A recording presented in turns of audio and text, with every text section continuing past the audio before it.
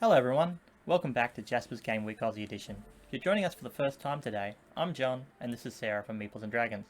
We're coming up on Game 2 for today with DM Shaun Sunday. Huge thanks to Shaun and his players Barmy, Pete, Matt, Chris, Alyssa and Hamish for playing today. We're really looking forward to this game. And of course, thank you to our wonderful friends at Ardent Roleplay for hosting us on their Twitch this week. If you haven't checked out their augmented reality system for TTRPGs yet, I recommend you do so. Don't forget, you can influence the game through donations to give advantage, disadvantage, and more to the players and DM throughout the game via the Tiltify. Maybe even trigger a heap of wild magic surges just to see where the chaos takes them. We'll pass you over to Shaun now. Thank you for joining us, everyone.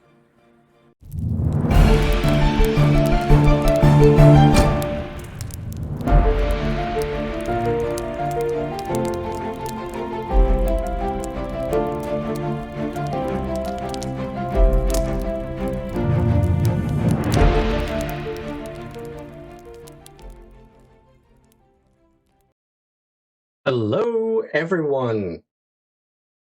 Big thanks to Meeples and Dragons and Ardent Roleplay for that. It's a pleasure to be here, and it's my honor to have everyone here with me today. I'm going to introduce everybody else first. We have Pete. Pete, do you want to introduce your character real quick? My character is Garu Wamba, the human divination wizard. Excellent. Matt from Dungeon Glitch. Hello. I will be playing the illustrious Professor Viltra, a warlock. I haven't actually had any warlocks in my campaign so far, so this is going to be fun. Fantastic. We have Chris D20.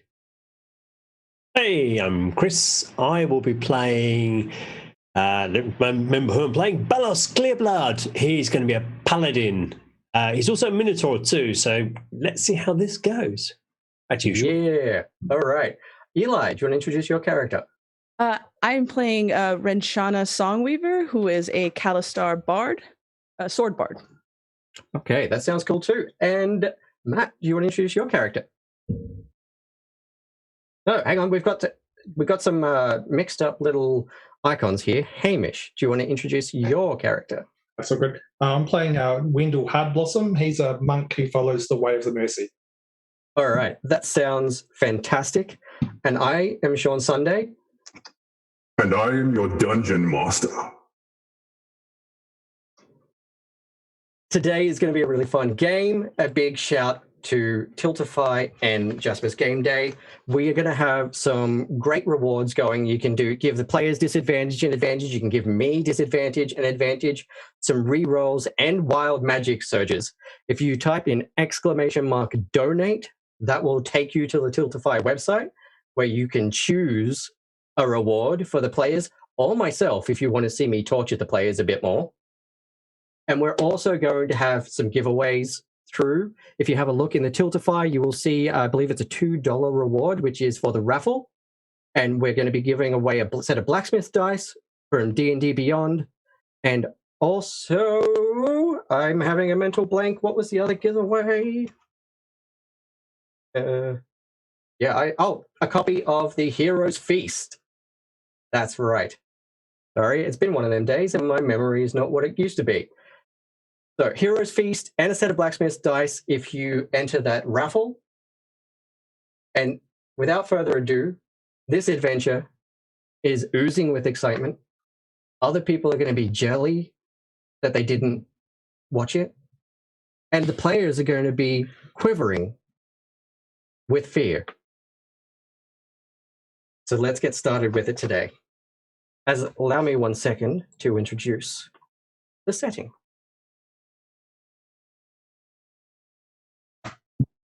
The party finds themselves in the city of Mulmaster, having been recruited by the Lord's Alliance. They've received a letter each from Angwin Mattock, urging them to come swiftly, urging each guild to send their best adventurers to aid them. Over 100 citizens have disappeared already, and it has just been 10 days. They don't know why or where the citizens are disappearing. and they need help. In the Zent ghettos, the disappearances are occurring more and more frequently. So join our players on their first patrol as newly deputized guards of the city of Mulmaster. It is a wet, breezy, blustery night. It is kind of miserable, but you're making your way around the city. You each arrived separately and really did not get a chance to get acquainted before you were thrust out on patrol. I encourage you to take a moment to introduce yourselves to each other and prepare to help each other protect the city.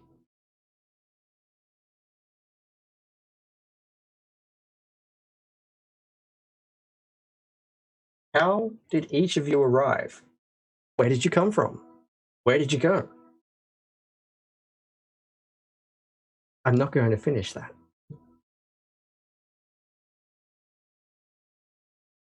Right, I'll kick off. So there's a small halfling, big, thick, bushy, curly hair, really smile, introduces himself as Wendell Hardblossom.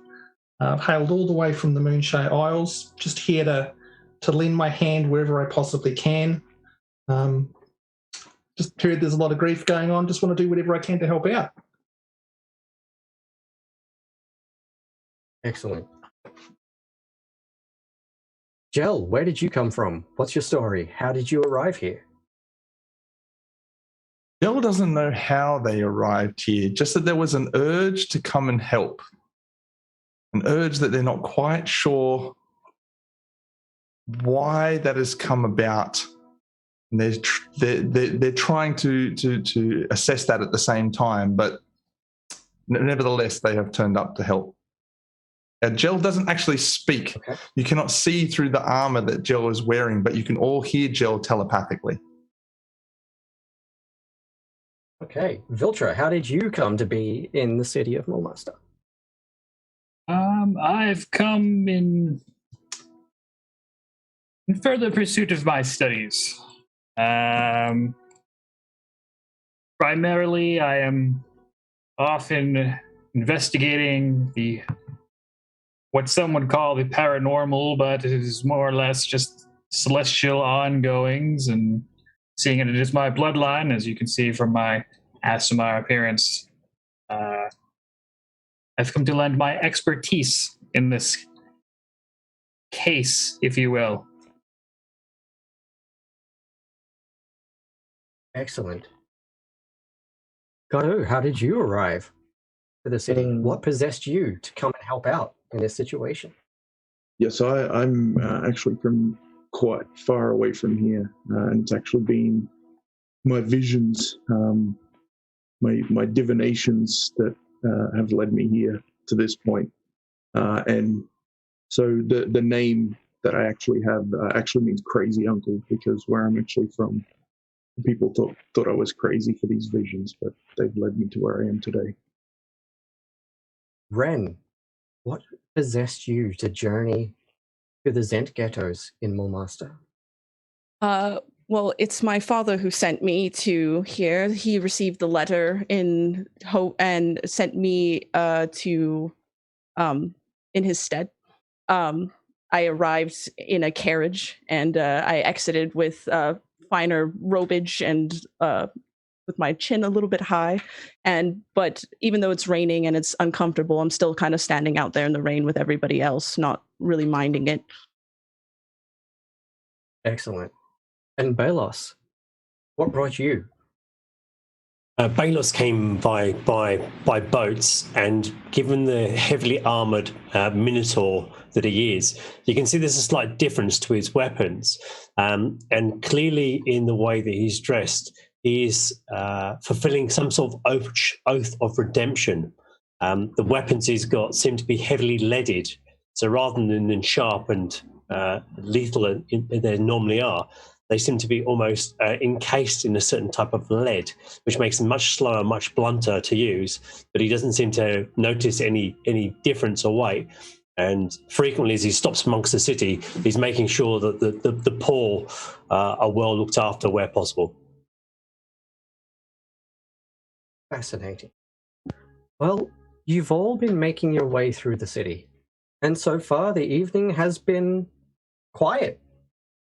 Nothing doing.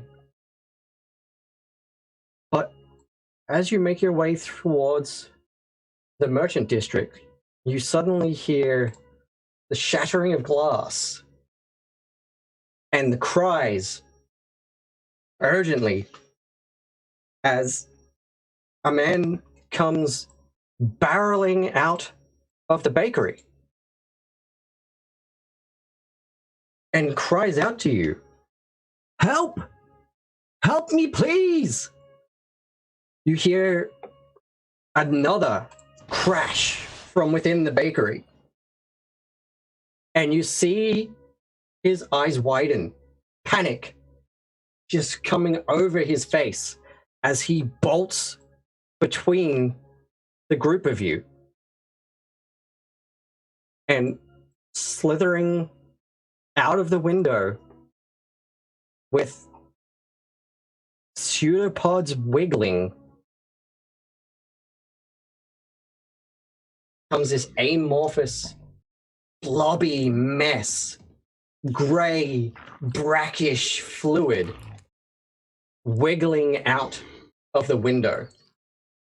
Roll initiative. We're straight into it, I see. All right.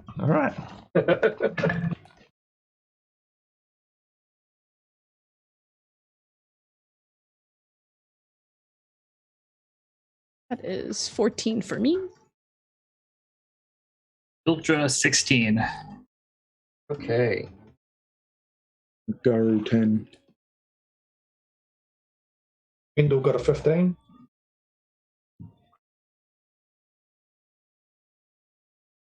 Joel got a 13. Okay, 13.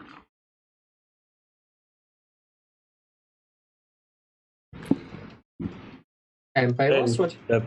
6. 6, okay.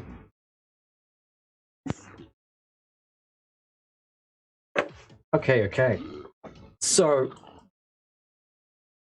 that means Viltra, you're up first. This blob is oozing towards you as Pendar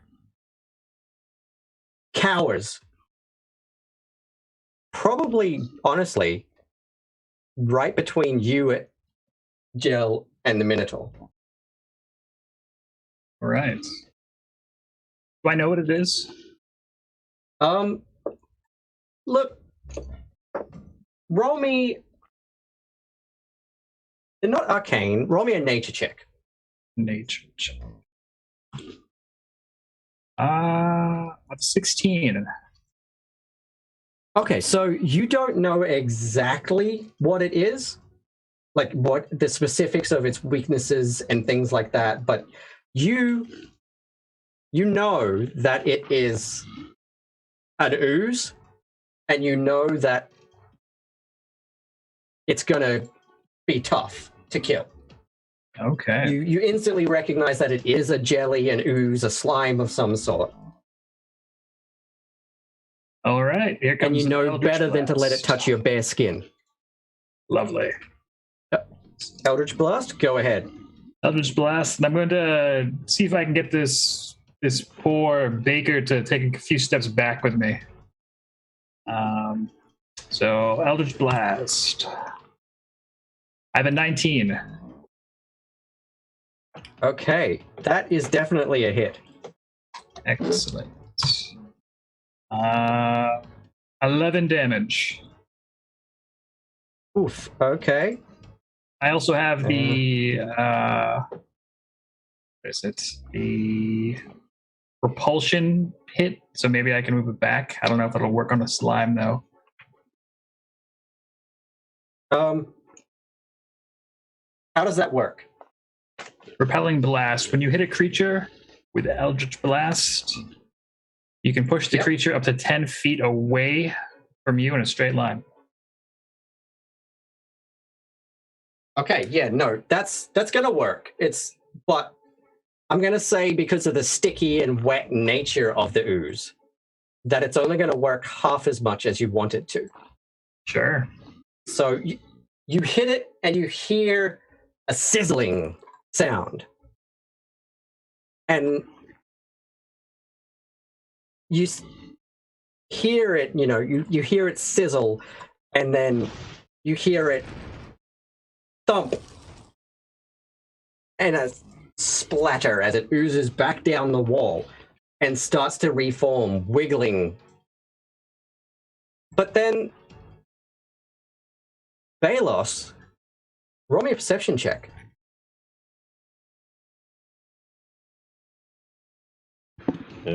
Perception. That is an unclean 20. Okay, you spin as you hear behind you, and an ooze appears to have wiggled between the cobblestones and appears directly behind you. Roll me one attack.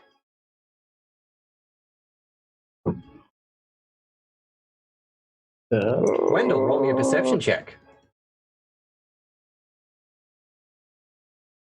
15? That's a hit. Roll me damage. I got an 8 on the perception. Okay. You do not notice as a third ooze appears beside you, disguised in the muck. And thankfully, as its whip-like tendril reaches for you, it just misses, whiffing your beard ever so gently. And you can feel the stench filling your nostrils. How much damage do you do, Balos? 11 points, slashing. Okay, and you said that your weapons were leaded, right? Yep. Well, I got bad news for you, buddy. You are going to take some acid damage on that. You are going to take a -1 penalty to your damage rolls. And after every time you do more damage, you will take another -1 point. If your penalty drops to -5 before you fix your sword, it is destroyed. It's lucky I'm a walking arsenal then. But you do see immediately the ooze shrinks, much like the first ooze shrank, to half its size as you cleave a large portion of it off, and it splatters across the footpath. Ultra, do you have anything else that you can do on your turn before we move on to Wendell? Just double checking real quick. No, I think that's gonna do it. Oh, sorry. I also have the agonizing blast on my Eldritch Blast, so we could do an additional 3 damage. Okay. Well, sorry about that. Yeah. It's just a teeny tiny bit smaller again. Okay, Wendell, you have been startled by this ooze. You currently can still feel the humidity and the stench surrounding your face. What do you want to do? Right. Wendell will give out like a surprise little squawk and will just reflexly try and club it with his staff for a 22 to hit. Yeah, that'll do it. And that'll be awesome. A whole 4 points of bludgeoning damage. Okay. That and what is your weapon? Quarterstaff. Okay. And so it's like a wooden quarterstaff, yeah? Yeah. Yeah. Okay. Then your weapon is still okay for now. All right. So I'm going to use my bonus action to do an unarmed strike, and I'm going to try and punt this thing across the road. Okay. And so I rolled a natural 1, but because I'm a halfling, I'm going to get luck. Thank goodness. Okay. And get a 14. Okay. Yep. And that's better. That's 6 points of bludgeoning damage this time, but that's with my foot. Okay, yeah, roll me a constitution save. That's pretty good. Constitution, that's 19. Okay, yep, that's good. You take 1 point of acid damage to your foot. Ow. And you see the little halfling hairs sizzle off the top of your foot. That's not cool. Ren, what do you want to do? Ren would like to go to that small one in front, get as close as 5 feet, and she's gonna pull her swords from her robes, so she's gonna kind of push her robes aside, and she's gonna pull out 2 brass-looking sigmentars. And as she pulls them out, they kind of have this like tone sounding like a singing bowl. And then she's going to swing them together, and she's going to crack them both together and cast Thunderclap. And Ooze got to make a con saving throw of 13. Okay, well, let's try that. Constitution saving throw. It fails. Sweet. It fails real bad. That will be 4 points of lightning damage. Okay. You hear this thing just bellow. A weird, breathy, bubbly, mouthless bellow. And it shrinks again. It's about the size of a bowl of Jell-O that you'd see on a plate now, you know, except way grosser and stinkier. Is there anything else that you can or want to do on this turn? I think that's all I can do. I'll be good. Okay. Gunnar, roll me a perception check. That is a natural 20. Okay. What have you got in the way of cantrips? Firebolt, mold earth, and light. Okay. Roll whatever you need to roll for Firebolt as you sense the mud between you, Ren, and Gel start to shift and twist. Oh no. And another ooze appears between you. Yep, that's a 20 to hit. Yeah, that'll do it. And that is 3 damage.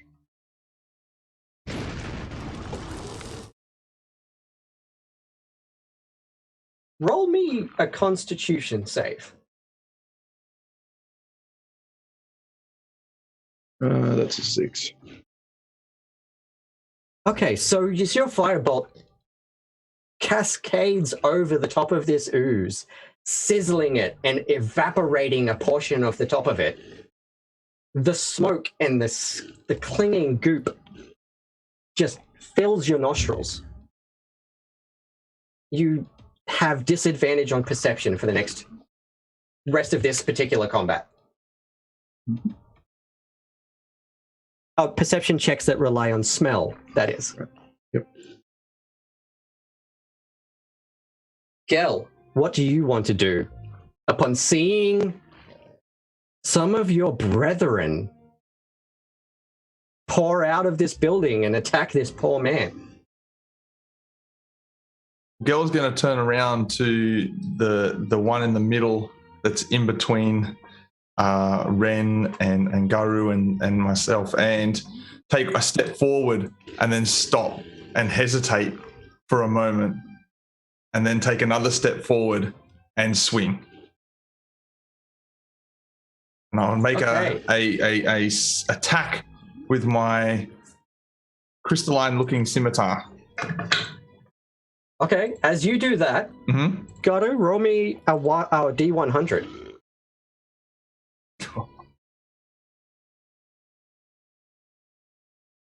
93. Okay. That's good. As Gel's sword swings through the air towards this ooze, you feel your own power well up inside you.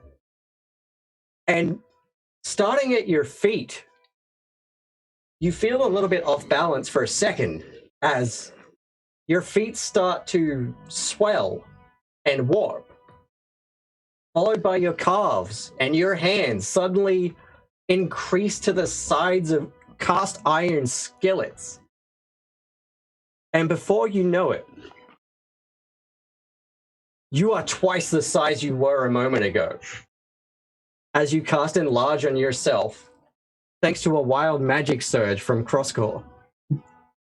Nice, thank you. Gel, how much damage did you roll? I rolled a 14 to hit. That hits. All right. For some damage. That's going to be 8 points. That's a big wizard. 8 points of slashing damage, and I'm going to grapple the ooze. Okay. And your weapon as a is bonus crystalline, action, isn't it? It is crystalline, but as a bonus action, I'm going to attempt to grapple it as well. Okay, and it's the one in the middle, isn't it? Mm-hmm. The one in the middle. That you're attacking. Yeah. Okay. Good. So this thing has halved in size, and it is wiggling between you and Garu. Mm-hmm. What do I have to do for your grapple? Just a standard grapple, so contested strength. I'm guessing. Yep. Okay. Yep. Jesus. All right. What did you roll? 16. Yeah, you got it. You are like sitting on this thing, essentially. It's wiggling little pseudopods flailing in the air. And yeah, for the chat, yes, it's a mixture of Arkenforge and Dungeon Fog. We're running it using Arkenforge, and the animated elements are all from Arkenforge, but I built the maps in Dungeon Fog before porting it in. What do you want to do now that you have this thing grappled? I'm just gonna hold it. Do anything else? No, I'm just gonna hold it there.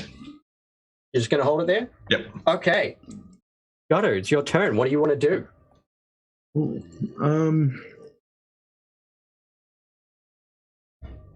I would like to move away from the slimes if I can. Okay, how far back do you want to go? Well, I've got 30 feet, so I can move 30 feet. And I can reach. Let's put you over here then.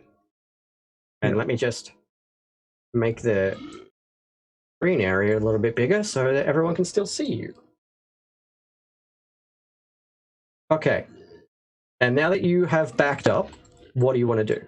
I'm gonna firebolt the big ooze.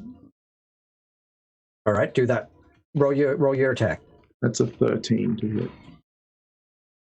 Yeah, that'll do it. And that is 6 damage.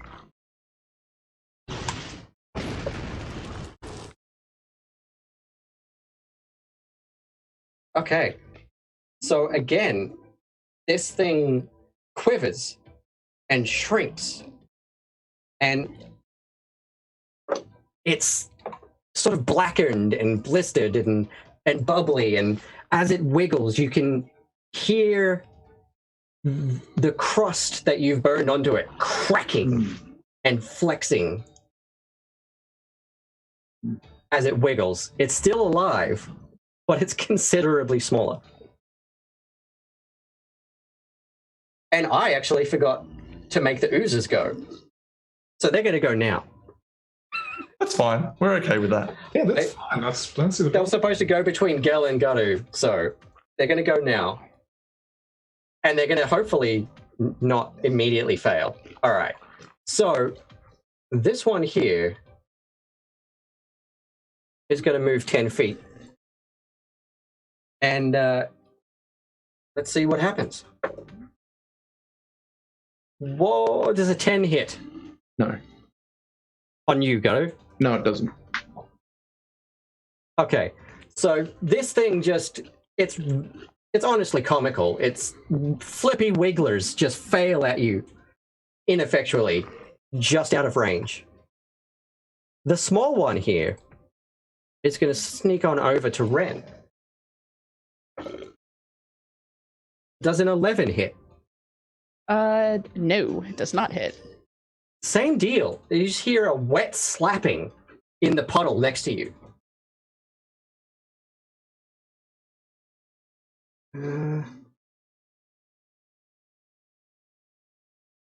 Fudge me. Wendell, does a 6 hit?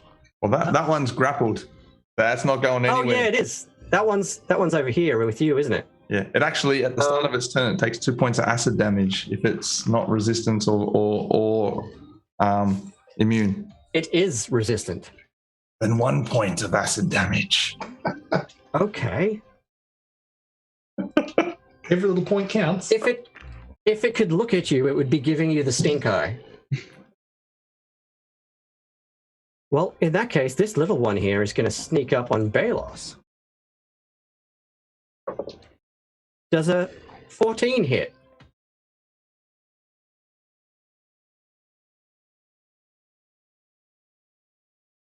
Well, yeah. Once again, wiggly little flippers just spinning in the air, and it does nothing. Balos, you're up. Okay, so for my first attack, I will attack the strange one. I believe that gives, does that give me an advantage? Yeah, I'll give you advantage on that. So, okay, let's see if we can get rid of this one quickly. You know what? I'm gonna swap from my skull dice today. I just realized for this particular adventure, I should definitely be using my gelatinous cube dice. Especially with all these tiny, tiny, tiny rolls I'm getting right now. Even with my -1, that is a 19 to hit on the first one. Okay, yep, that definitely hits. And that is...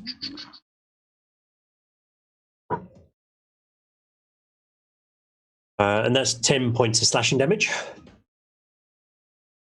Okay, yeah, that thing just splatters all over both of your armors and vanishes. And take 2 quick steps to the other ooze close by and then attack that one as well, please. Okay, go for it. 20 -1, 22 to hit. Yeah, that'll 100% do it. And that is 9 points of damage slashing. And then now -2. Okay. Yeah, so that one is now the size of a golf ball. And just grey muck runs up. And now don't forget that you have now just taken another 2 negatives to your sword. Yep. Yep. 1 for each attack. Yep. So that is now -3. You may be losing that sword soon if this fight isn't resolved. So back to the top of the order with Viltra. What do you want to do, buddy? Let's see here. I'll see if I can move this baker a little farther away from the slime that's on the other side of our fighter here. And I'm gonna... You don't have to tell me twice. I fire off an Eldritch Blast to assist our wizard. Okay. So I'm gonna wheel back, hand's gonna glow all nice and blue with the agonizing ripples of red, and just sail right through the rain, right at this thing.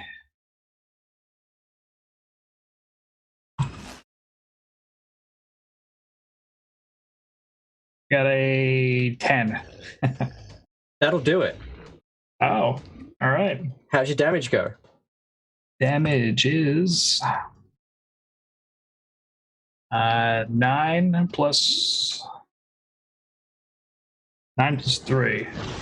Okay, so 12. that thing literally just sizzles away and is gone. Excellent. There's nothing left but, for a split second, a pile of ashes at the feet of Garu until the rain washes it away. Have you got anything else you can do on your turn? I'm just going to clear my throat and say, just in case it wasn't quite obvious, you probably don't want to touch these things, and be mindful of any weaponry or gear, perhaps avoid any type of contacts. All right. Well, that means that we're up to Wendell. What do you want to do, buddy? You got to get revenge for that foot hair. Yeah, no, that was not cool. So there's one left. Yes. Wendell's going to hold his... Two left. Oh, There's the itty bitty teeny tiny one. Actually, there's the golf ball sized one. Yep. And then there's the one that's about the size of a baseball in front of Ren. Let's go the baseball one. So I'm going to Wendell's going to grab his staff like a golf club, and he's going to do a running attack and just try and basically tee it over the side of the building. Okay. Roll me your attack.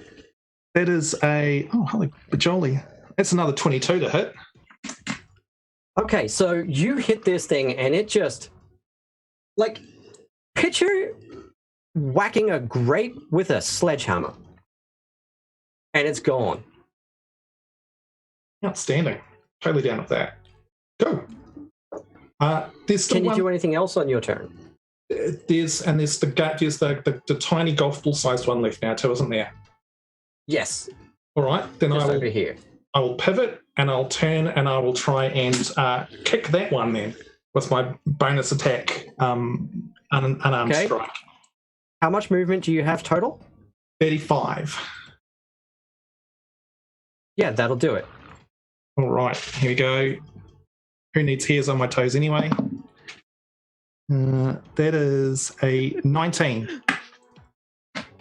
Okay, and roll me a Constitution saving throw as this thing just goes over your foot and then slides off and into the night. Oh, that's not quite so good. 12.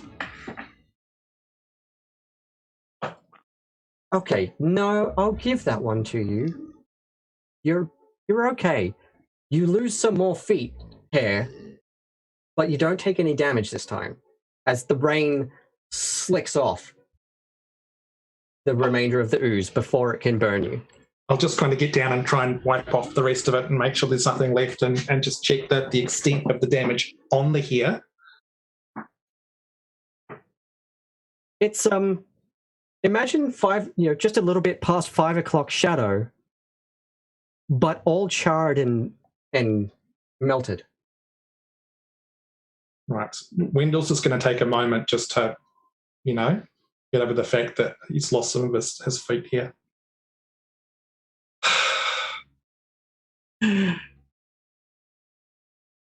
Just pour some for it. Oh, oh my God, that was amazing. Thank you for saving me. You're welcome. Where did they come from, those oozes? I don't know. I was in the kitchen, and then suddenly one of them appeared through the door, but near my oven, and they just started attacking.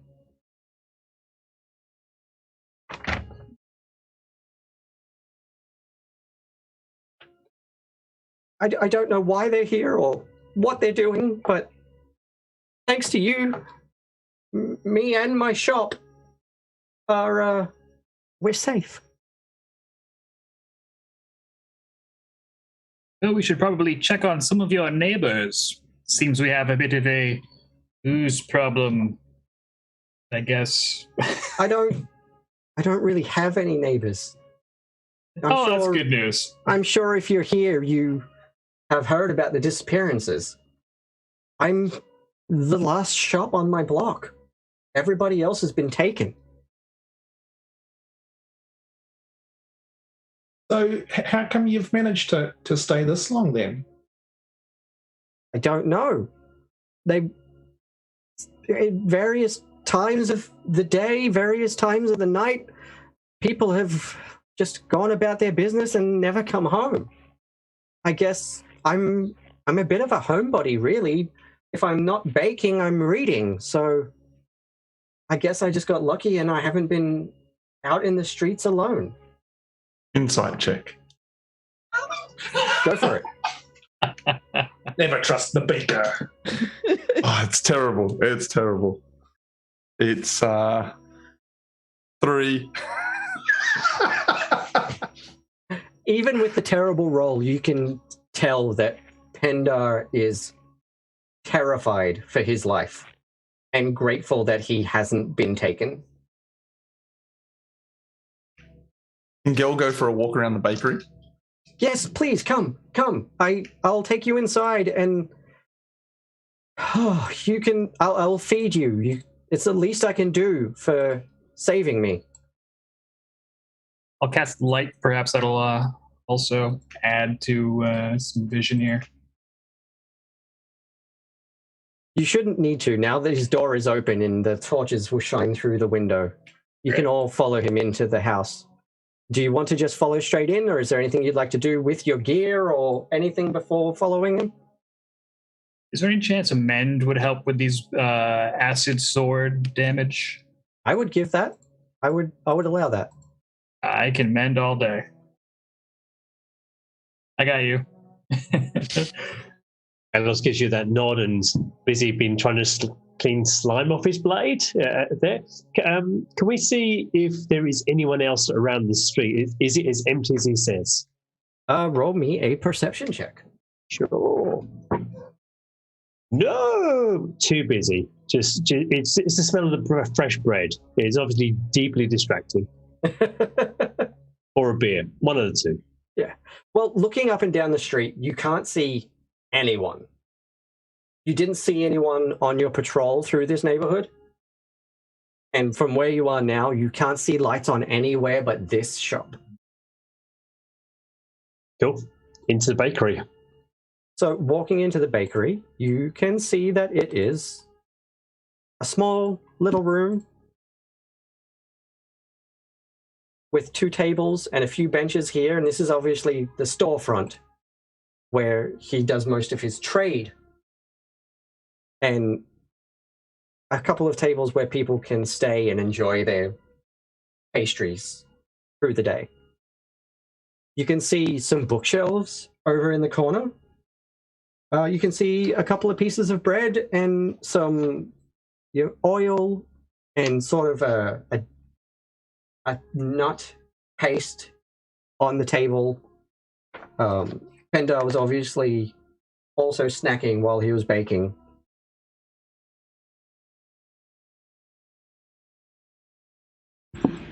Do we get a sense where these oozes came from? I mean, have they left trails to show? You can roll me an investigation check. Balos looks to his more learned friends, who are probably better than this than the paladin, and gives a shrug. Slime. Yes, I'll give an assist. I'll assist you. How's that? Certainly. You said investigation, was it? Yes. I have an 11. Okay. Yeah, you can notice that there's like slimy residue on the floor leading into the kitchen and potentially out the back door. What have I got here? Ren and Wendell. As you walk into the store, you both notice sort of a scratching and a rustling sound from atop the bookshelf. And as you look around, you can see a small tawny owl sitting on top of the shelf, watching you all very intently. Anybody else see the owl up there? You. I'll like kind of like reach out and like make a clicking noise to like see if it'll come and land on my hand. If an owl could have an expression, it would be pure disdain at you clicking at it.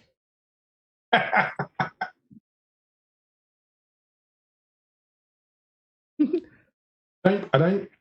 The owl seems a bit pissed. I don't think it likes that. Have we got like a mouse or something we can feed it or something? No. What do owls eat? They eat anything, but I'm not carrying anything. Oh, well, actually, I have a ration. I'll like pull out a ration, see if the owl will come to me. Okay. What is your ration? What does Ren eat? I probably just have like a nice piece of like dried meat that I'm just gonna hold up. Okay, so as you do, the owl,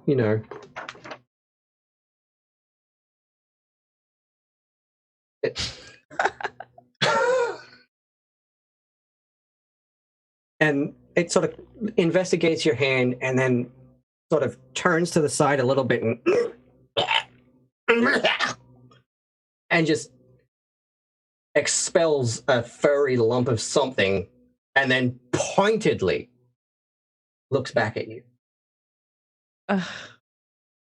I'm very disgusted by it. I'm gonna leave. I'll have a look at the fairy lump of something and see if it's a fairy lump of something interesting. How tall are you? Halfling foot I'm head. a halfling, so what, about 3 foot, maybe? Yeah, this is a 6-foot bookshelf.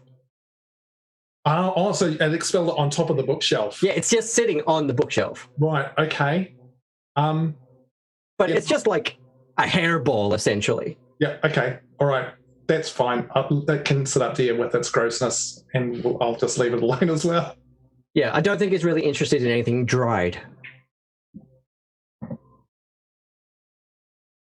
Is everyone watching this owl? Is that like everyone's like focused on the owl at the moment and it coughing up some type of hairball?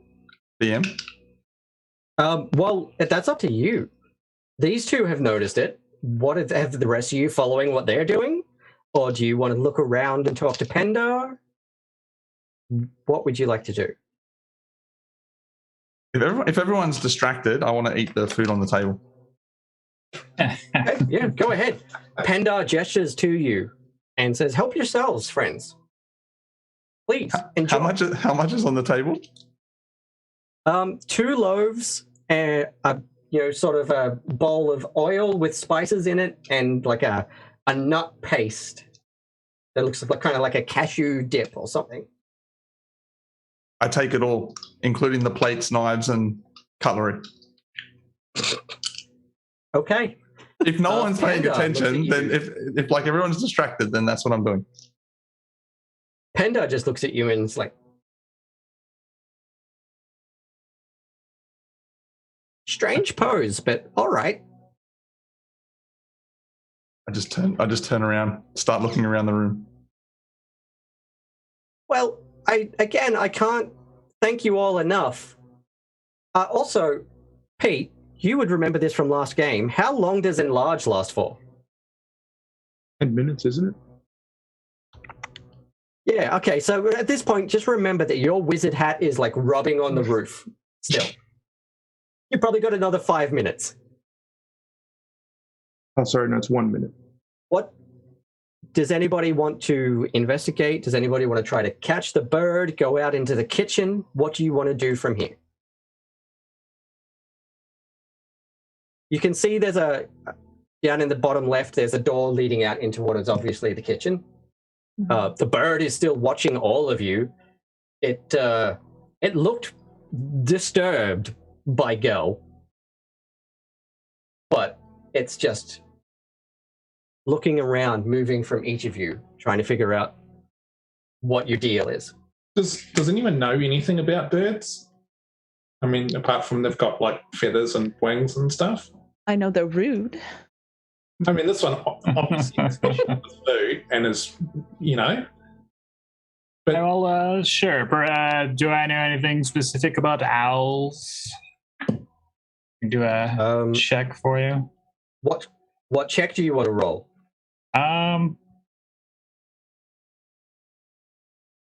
Perhaps I can assume it's someone's familiar and try an Arcana, or if not, then okay, do nature. Go ahead, roll me an Arcana check. Not 1. 4.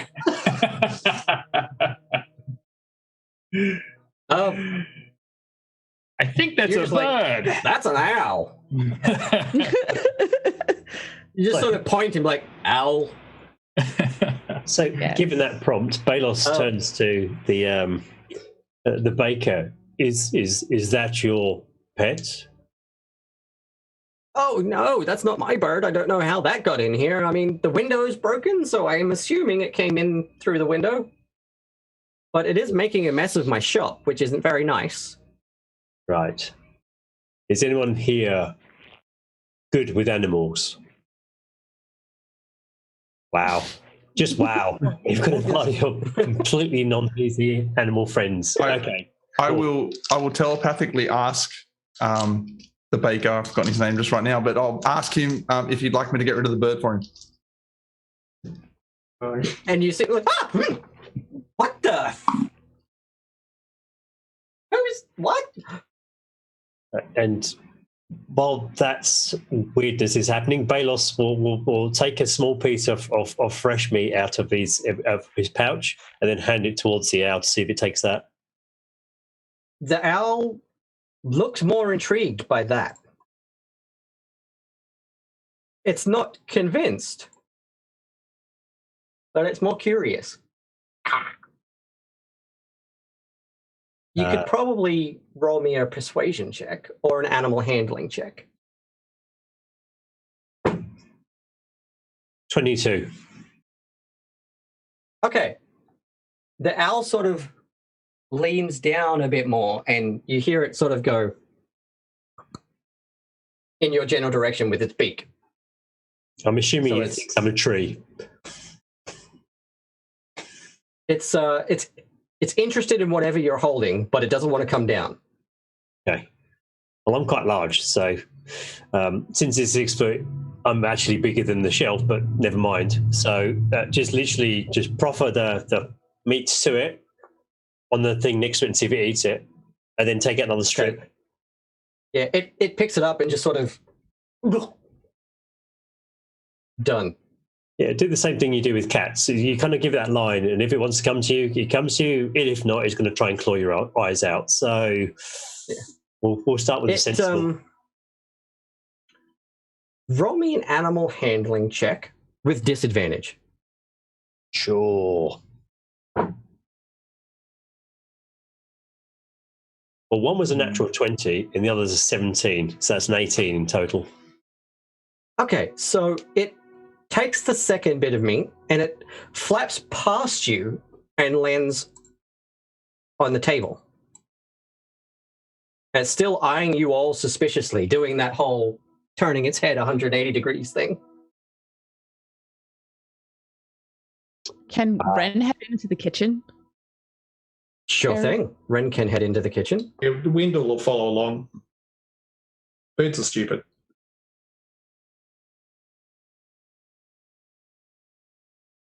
So Balos looks for the halfling who is going to ask to catch it because he's really fast and like, size. Looks to the mages and kind of shrugs. Anything? Do you have anything? Yeah, do any of the mages want to do anything while Ren and Wendell wander into the kitchen? After checking out this bird that I don't fully understand, I'm going to assist in the kitchen and see if I can pick up a trail there. Okay. The three of you emerge into the kitchen and you can see the slime trails leading towards the back door, just over beside the oven. And you can see that it's not a very well lit room. There's a few benches with some vegetables and flour scattered across them. And the trail leads to the back door and presumably out of it. Yeah, I'd like to go to the back door and like just push it open and see if I can see anything just at the door before I walk out. Okay. You can just see again on the outside, just like the storm, the wind, the rain continuing on, and any evidence of the oozes has been washed away. You can tell that they went out that way, but not where they went from there. There's no like drainage system or anything that might suggest that they came from somewhere like underneath in the ground. Not within eyesight. Oh, sorry. It's just the back of the block and a cobblestone street.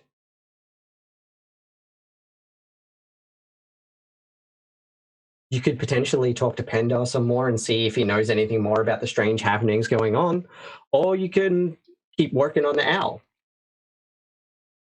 Press that owl. So, just for everyone there, this is the rest of the bakery that you can see so far.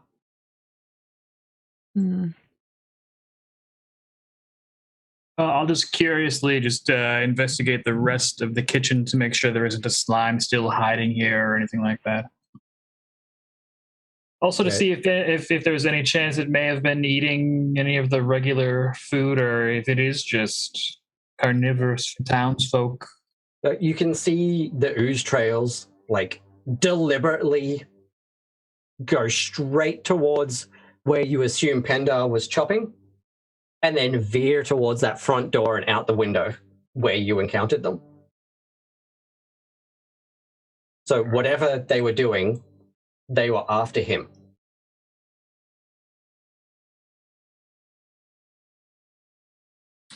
Is there a room on the other side of that east, that wall? No, right. There's literally just the exit to the street outside. Gotcha. So I'll wander back through to the other room,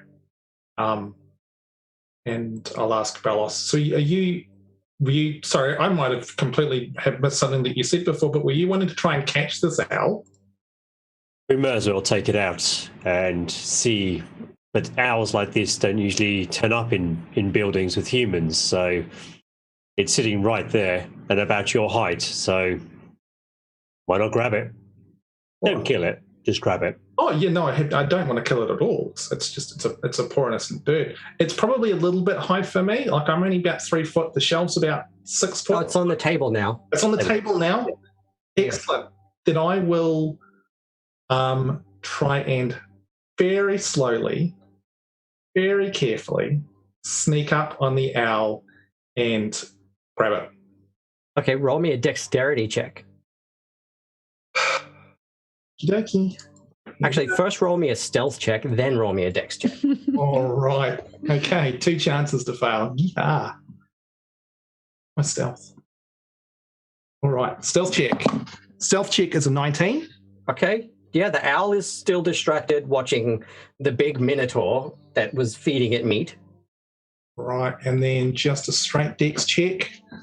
That is a solid. Oh, go, Mr. Dice. 18. Okay, so yeah, you just whip out and clamp down on this thing. And it is startled. What do you want to do with it? I'll just hold it at Balos and go, you wanted it, here it is. So I'll also take out a small bag and put the hood over its head to calm the owl. Like what they do with hawks. Okay, roll me a dexterity check to do that without hurting the owl. Oh, Because it's wiggling. yeah, It doesn't 14. want. What was it? 14. Belos isn't the most dexterous, but 14. Okay, so as you are putting the hood on, one of your, sort of janky, jagged minotaur fingernails catches a feather and plucks one feather off the owl.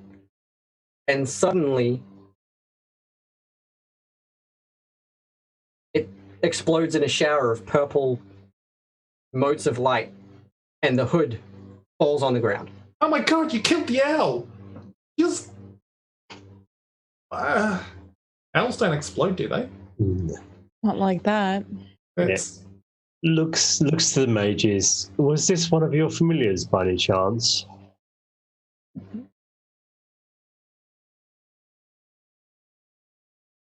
Hey, Not mine. My hawk's on my shoulder. that's pretty suspicious, to be honest. I've never seen an owl do that. And look, I got to tell you, a few days ago, I did see some weird person with like a big robe herding a few people into a storm drain. I thought that was a bit weird, but I was also a bit drunk and I wasn't sure I saw it. But, putting 2 and 2 together with that and a vanishing owl, I'd say that might be a little something. Thank you. Those facts would have been slightly more useful earlier. Where was this drain? Like I said, I was drunk and I didn't think I actually saw what I saw, but now that there's vanishing owls, it makes sense. So, look, I'll take you to where I saw the drain, but you're gonna go in by yourself. I'm not going in there. Yes. Do you have any sandwiches to go? Yeah, all right, here. And he walks into like a kind of like a meat cupboard. It's like a big ceramic cupboard, and pulls out a few pre-made sandwiches wrapped in like baker's paper. Yeah, one moment. Gel, you seem to be hungry. Perhaps you would like to... And then Balos kind of stands back and lets Belle do what Belle does so well.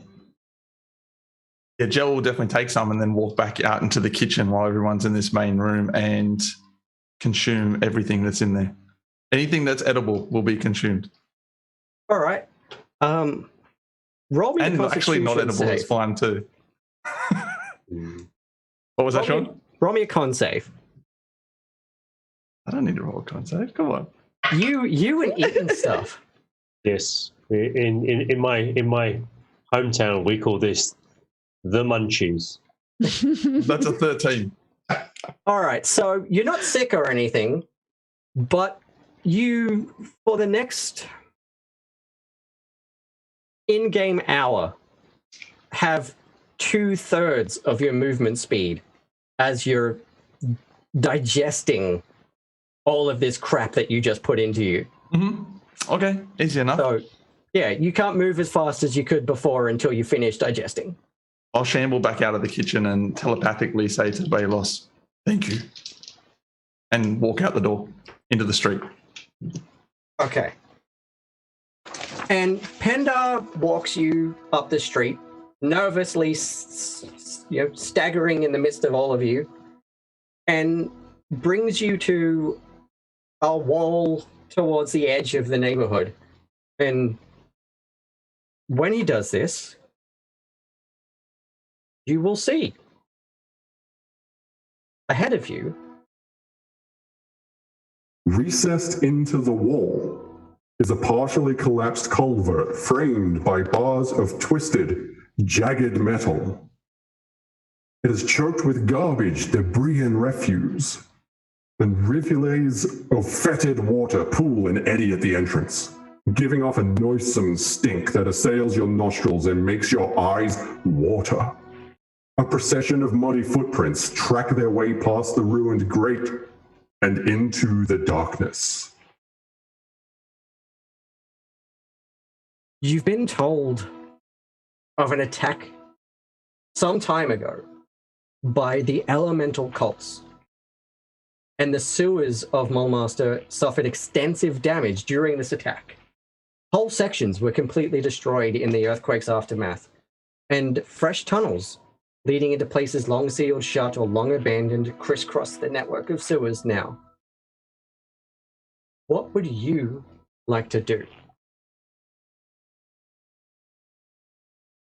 Can I suggest the more dexterous go ahead of us and Balos bangs the heavy plate he's wearing? Sounds pretty much like, you know, a bunch of kettle's being thrown down the street every time he walks.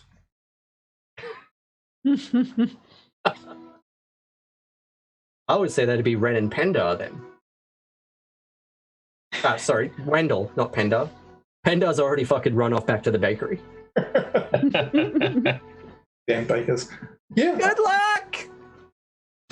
Yeah, I'm happy to try and scout ahead. It's I'm assuming it's quite dark down there. Yeah, it's pretty dark. I will go. So I can't see in the dark, unfortunately. So has anybody got any like magic, or I can just light a torch or something? I can cast light. Yep. Okay, what do you want to cast light on? For effect, I'll just cast it on. What do I have here? Well, I've got my staff. You could just cast it on the end of that. Done. Boom. Right on your staff. Okay, Wendell's got a glow stick. Absolutely. Party time. Okay. Ren, are you going to come along, or? Yeah, I'll come with you. Okay. Okay, cool. What do you want to do as you approach this hole in the wall? Just peer down at first and see what we can actually sort of see inside to start off with. Yeah, okay. Ren, roll me an investigation check. Wendell, roll me a perception check. I got a 9. Got a 19. Okay. Thanks to Wooten Forge, you got a reroll. Ooh. Boom. Boom. Thank you. That will be a 13. Okay.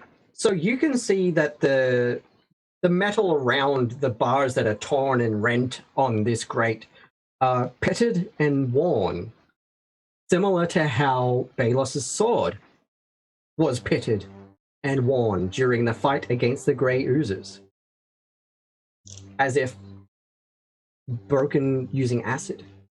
Wendell, what did you roll? I got a 19.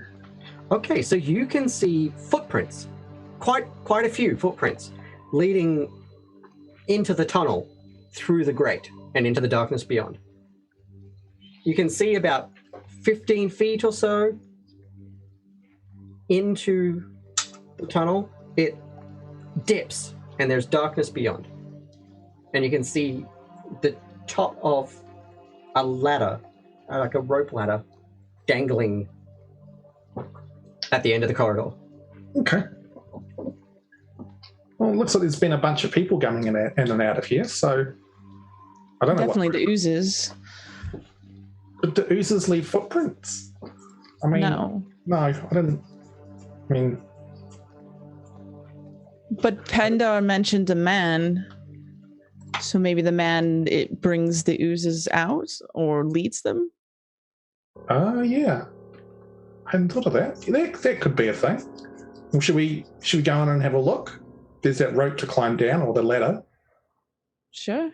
You first? Sure. Shall I? No, I'm happy to go first. I could possibly Okay. go. So are you two going by yourselves? Are you bringing everybody with you? Well, what do the rest of you want to do? Do you want us to go ahead a little bit and then, like... Yeah. So we can give them 20, 30 foot, just to, because we're in plate mail, it's going to basically bring the party to us, so we can avoid that where possible. And given we've got a number of powerful mages with fancy robes, I'm guessing about 20, 30 foot worth of space, but open to... Well, I could do something. How far was the down that hallway? About 15 to 20 feet, you can see that it dips. If anybody can stay within eyesight with me, I could relay things back telepathically. So if we need your help, I can just do it without causing an alarm. Gerald says that's definitely something he could do. He'll be taking up the rear with his shambling speed at the moment. Okay. Viltra, what about you? I'm going to follow right behind Gel and just be touching light on random parts of the tunnel as we go. Lasts Okay, for an cool. hour each, so.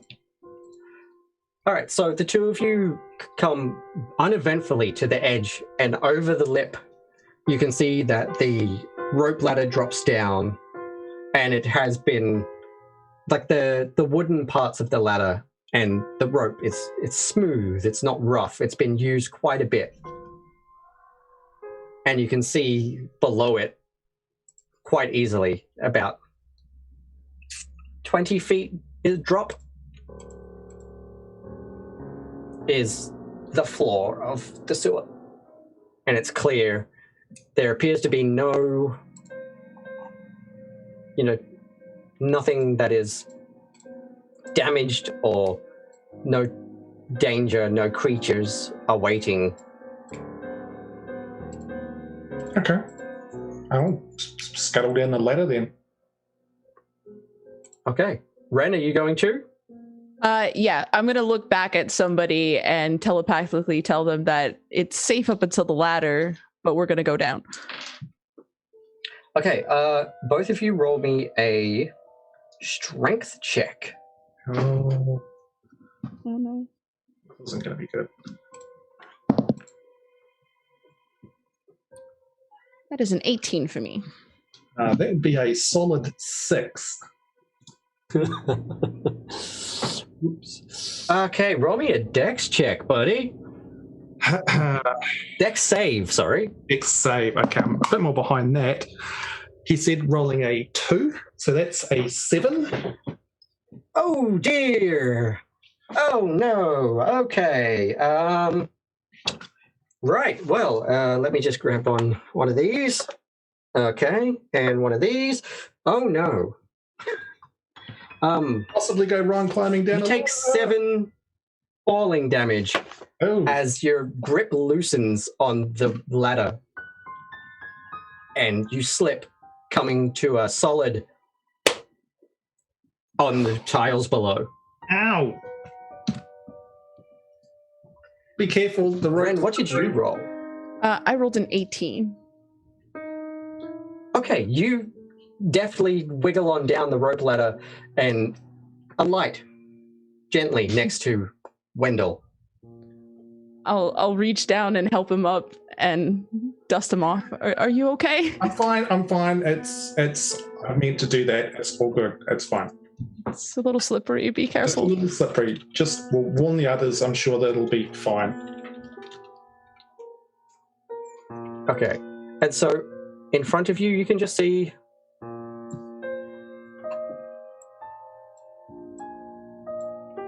that there is a large, well, not large, but decent-sized section of the room. Ahead of you, there is like an open sewer channel with a few planks sort of hastily stretched across them to act as a bridge to the other side. And you can't quite see down the other side of the room, but the darkness sort of narrows in and gets deeper to a point towards the center of the back of the room.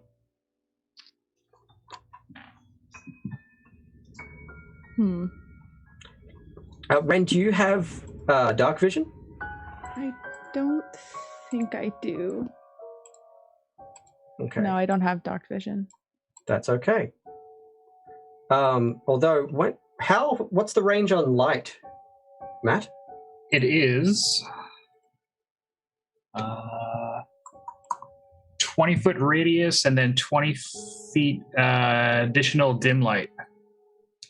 Okay, in that case, yep, Wendell has got the appropriate amount of light then.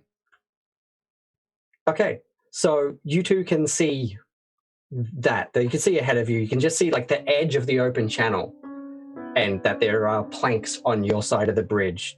The sewage is slowly chugging through this channel. It doesn't smell real good. Should we press on? It appears to be safe, so you can call the others if you would like to. Yeah, I think let's get the others here and then we'll keep going with this little plan. It seems to be working so far. Yeah, I'll yell up the ladder for them to come. Come on, it's fine, it's safe. Yeah. Having Although the rope's slippery. Yeah, having seen Wendell bounce, is there any way to offer, put up a rope, Shaun, for example, just to make the descent a little bit easier for the rest of the party, since I have two squishy mages with me? I mean, it is a rope ladder. You could attempt to put an extra rope on there if you want. Yeah. So just tie one against it. Just tie on the railing and grill you mentioned, tie some rope to that and just string it down, just so it's an extra support to climb down with. In that case, I'll give everyone an extra D4 to their roll to climb down the ladder. Yeah. So, who wants to go first? Is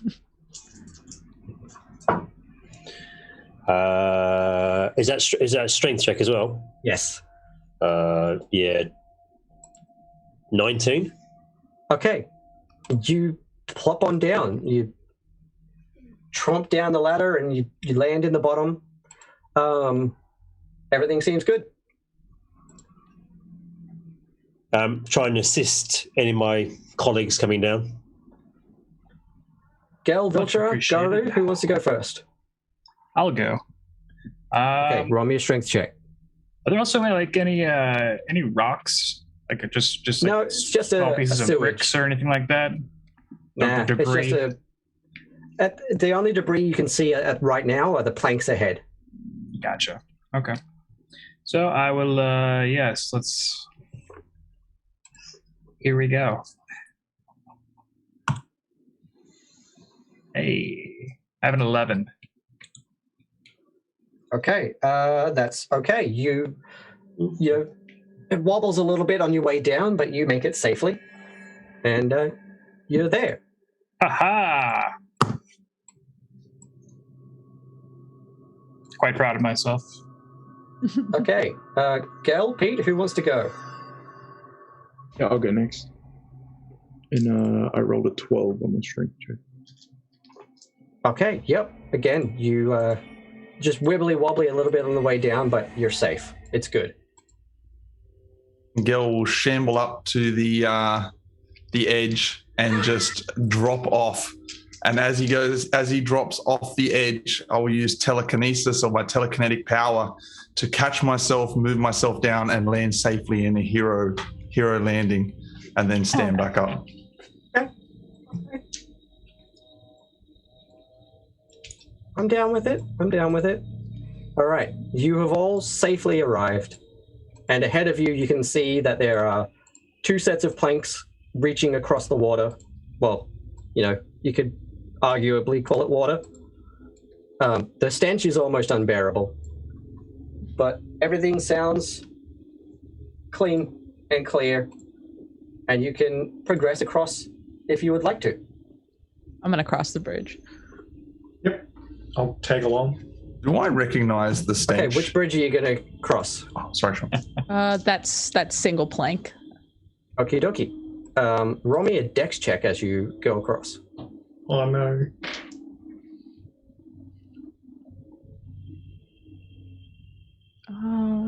Dex. It's a 5. No. Oh no. Well, Kasplosh. Roll me a Constitution save Oh no. as you tumble into the sewage as the plank rocks and wobbles underneath you. It's another 5. Throwing this dice away.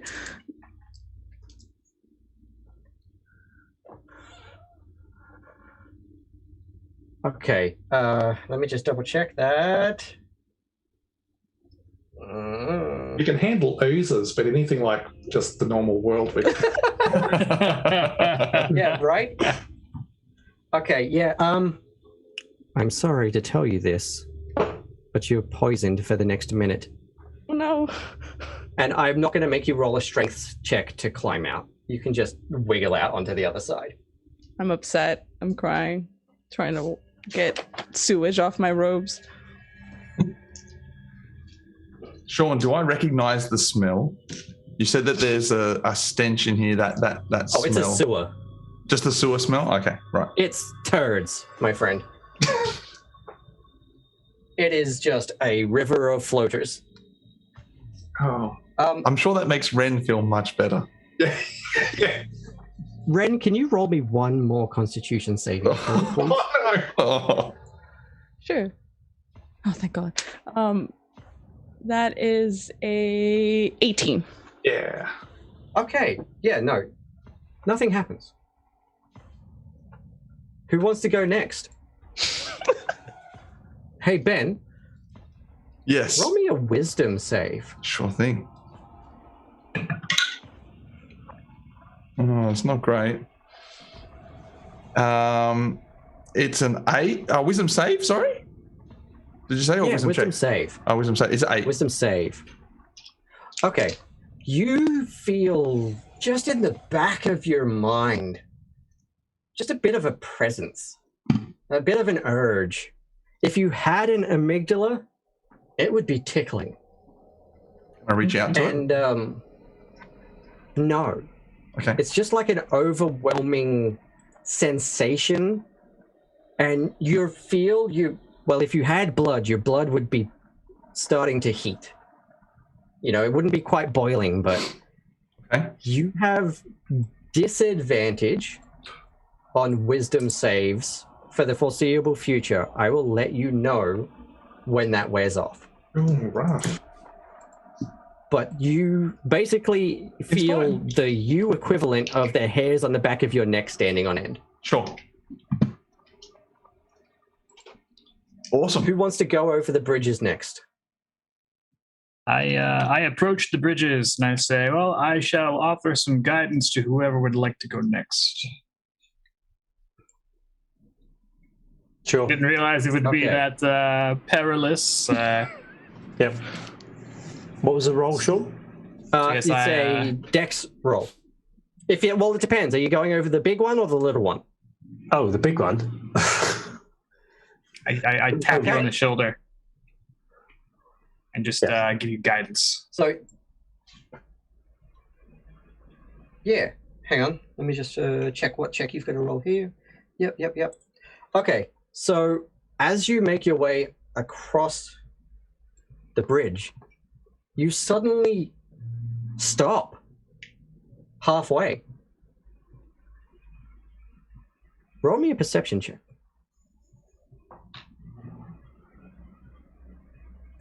Oh, 12. You look down and you sort of notice that the surface of the bridge has started to shift and it looks like it's welded to your feet.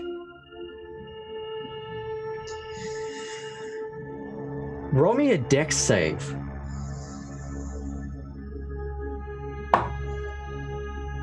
Nine.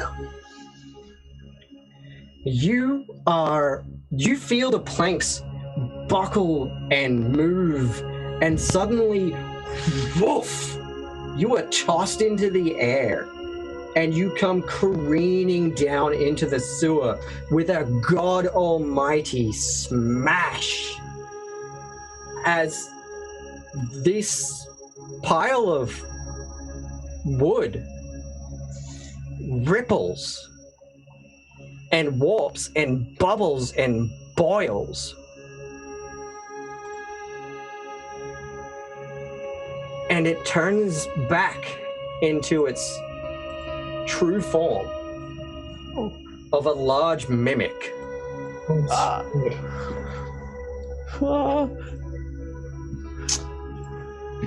Falling into the sewer doesn't seem quite so bad now.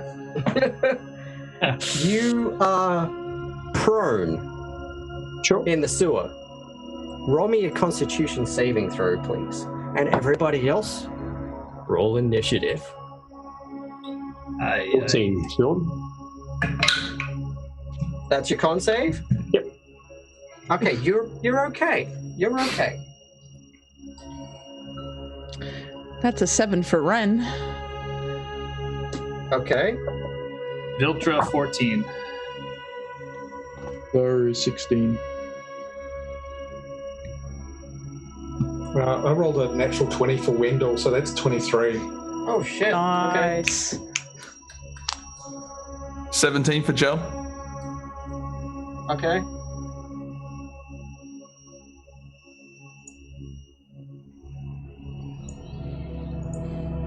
And what did you roll, Balos, for initiative?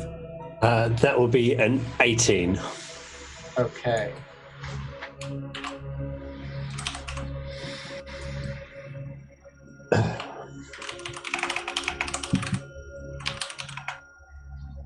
Okay, so you have been surprised, so I get a surprise attack with my mimic. Now let me just open up my encounter with the details here.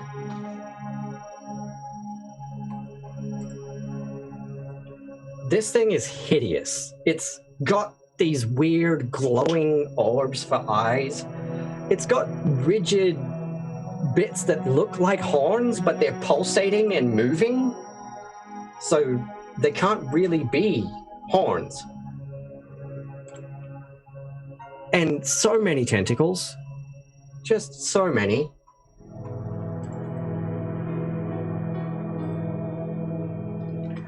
Breaker Paw has given Chris advantage on his next roll. For all those 4 a.m. starts supporting Jaspers and enjoying grim faded chaos with Morgan Peter Brown and Ron Ogden. Awesome. What does a... Where'd it go? Plus what to hit? Oh, hey, all right. That's a 19.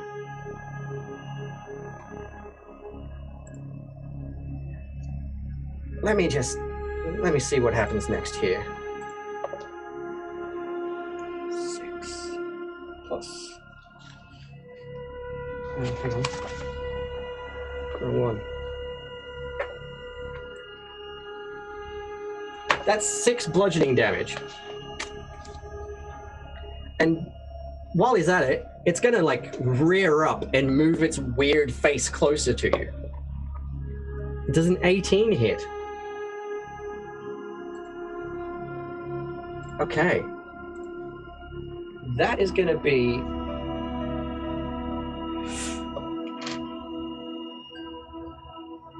9 piercing damage plus 10 acid damage. Jill is going to project a telekinesis as a reaction, a telekinetic barrier around Balos and reduce that damage Okay. by 8 points. Nice save. All right, I like that. I appreciate that. That's good. Okay, so going back to the top of the order now that it's had its sneak attack. Godu, what do you want to do?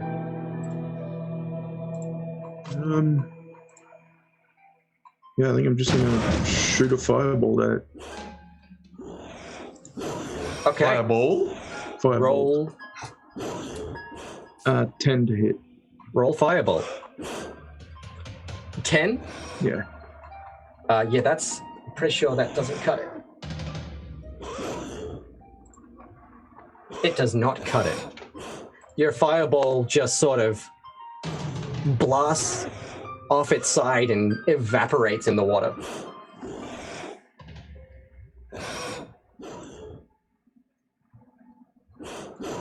Oh, that's all. Do you have anything else you can do on this turn? No. That's all? Okay. Viltra, what do you want to do, buddy? Eldritch Blast. Let's do it. So. Okay, go for it. Yep, give them the old wind up. Got a 16. Okay, that is a hit. Hey, all right.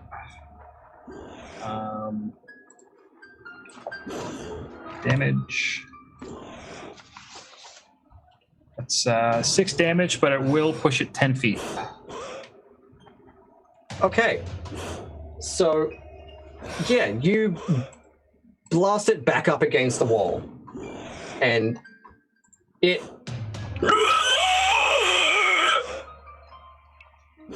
as your Eldritch Blast sizzles into it. It's pretty pissed after that. And how much damage was that again? Fiend. 6 damage. Okay. Not a whole lot. Yeah, like one of those little horny projections on its head just like sizzled off and then starts to regrow, popping and blistering as it does. Can you do anything else on this turn? Nope. I'm gonna take a couple steps back though. Move closer toward the other corner of the room. There you go. Okay. All right. Wendell, what do you want to do? Can I, where it's positioned, can I get to it to be able to whack it with my staff? What's your staff's range? Just normal, so just 5 feet. You can, but you're gonna roll a dex check as well as your attack to make sure that you actually hit it properly, because it's right at the edge of your reach.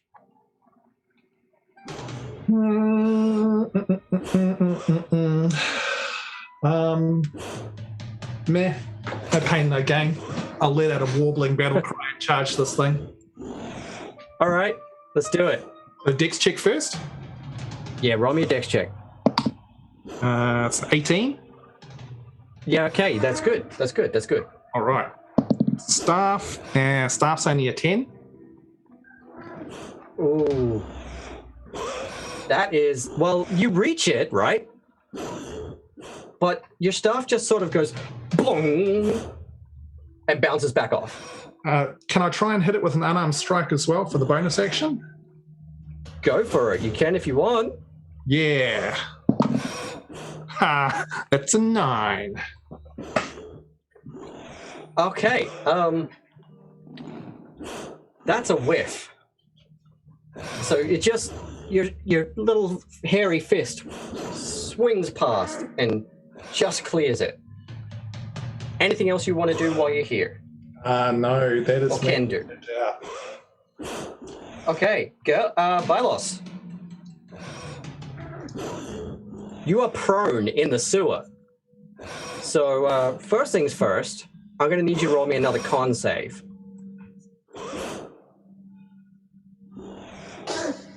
Three. Okay, you are poisoned for the next minute. Roll me another con save.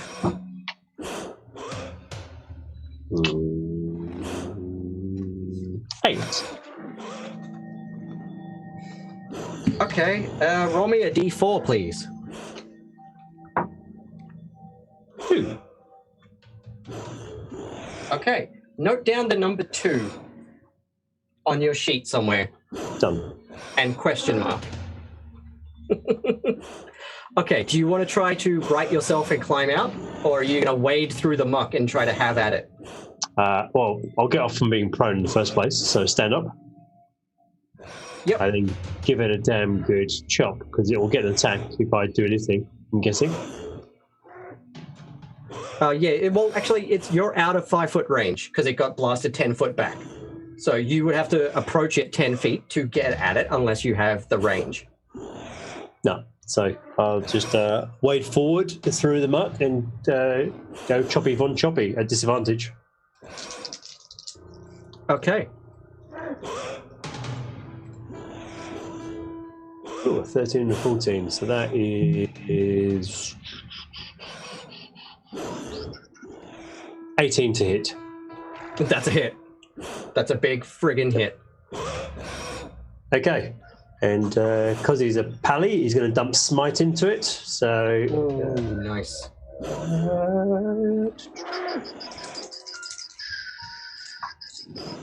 Dice.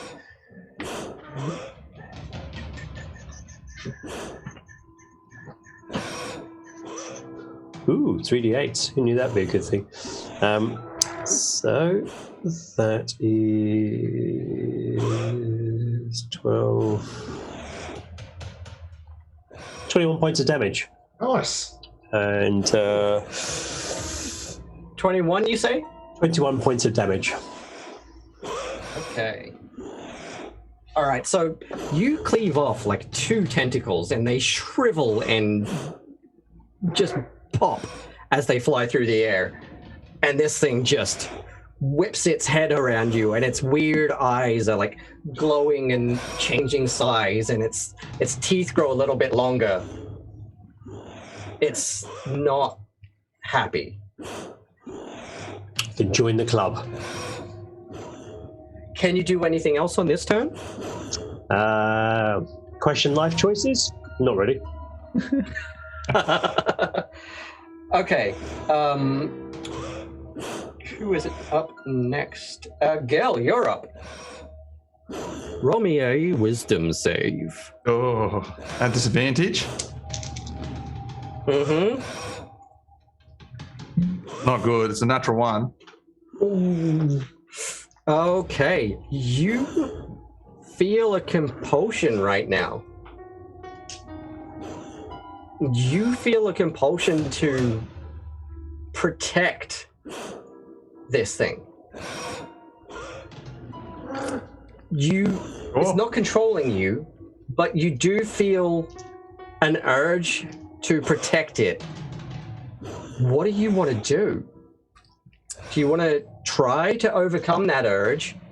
Are you going to do something to protect it that's not going to hurt your friends? What are you going to do? I'm going to definitely try and overcome that urge, focusing on my Psy Warrior training, and try to fight that off if I can, as soon as I can. How does that work? Just as being a Psy Warrior, having that strength of mind to be able to try and fight something off. So depending on how you want to approach that, whether it's next turn or if I get the roll save at the end of next turn or whatever works for you. At the end of this turn, you can roll another save. Okay. Then I'll just walk towards it as part of the... I don't have much movement at the moment. I'm down to... You are slowed down. I'm down to 20 feet, so I can't really move very far. I'll move close. To the edge of the water, though. Yeah, I'll move towards it as part of that compulsion and then try to fight it off if I can. Okay, yeah, go ahead. Roll as my me action. Your extra save. At disadvantage still, of course. I'll let you do it as a flat save because of your strength of mind. This time. All right.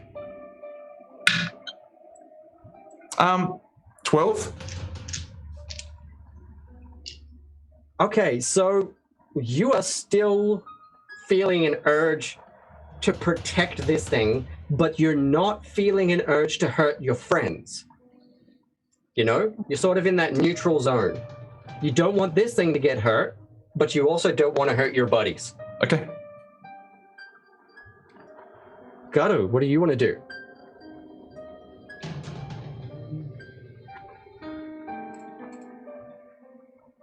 Yeah, I think I'm just going to launch another fireball at it. Okay. Do what you got to do. Okay, that is a miss.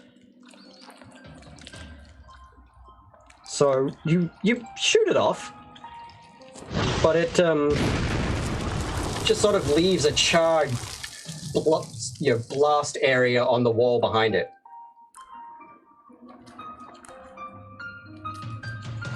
Can you do anything else? No. Okay, Viltra. Hang on. I have messed this up. I'll fix that for the next round of the order. Ren. Ren's gonna run over to at least 10 feet, and she's gonna take both of the swords that she has in her hands, and she's gonna strike the ground and cast Earth Tremor. And that is Okay. That is a dex save. 13. Okay. So let me just double check this. All right. What was the save? 13? A dex save, 13, yes. Okay, thanks to the advantage my mimic has on that, it saves. Oof. Okay. And then I guess the last thing I will do is expend a bardic inspiration to Balos. Okay, cool. All right. Strike my swords In that case, together. it's now... Nice. Hang on. As the swords strike, Balos hears and is overwhelmed with a new sense of courage. The mimic, however, rears back, and you can see the front of it sort of pulsing and swelling. On it's like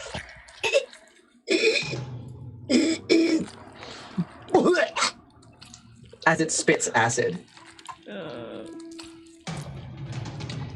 And that acid is going to go for, hang on, 5, 10, 15, 20. Viltra. You see just this massive glob of sizzling, greenish, yellowish fluid arcing through the air towards you. Love. I need you to roll me a dexterity saving throw. Ooh, 17.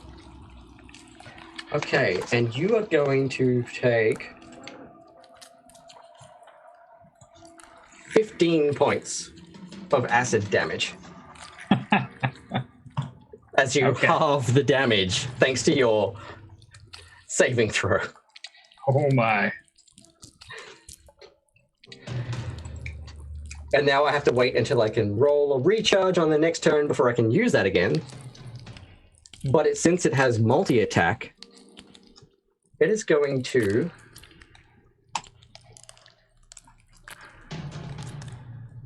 An 18 hits, doesn't it, Balos? Shaun, just before it hits our mage friend, Belos will use his fighting style, which is interception, to deflect. Use his shield to deflect the acid going towards his mage friend, and you get your damage reduced by 6 points. Yeah. Nice. Thank Well you very done. much. It's okay. I don't think I'm here much longer. Okay. Keep going. What did I get? You hit an 18. Yep, and I rolled 12 piercing damage plus 9 acid damage. Hang on, is that right? Yes, that is right. Oh. So that's 21 points of damage. Yep, I'm down. Somebody may want to save him. Wendell, you're up.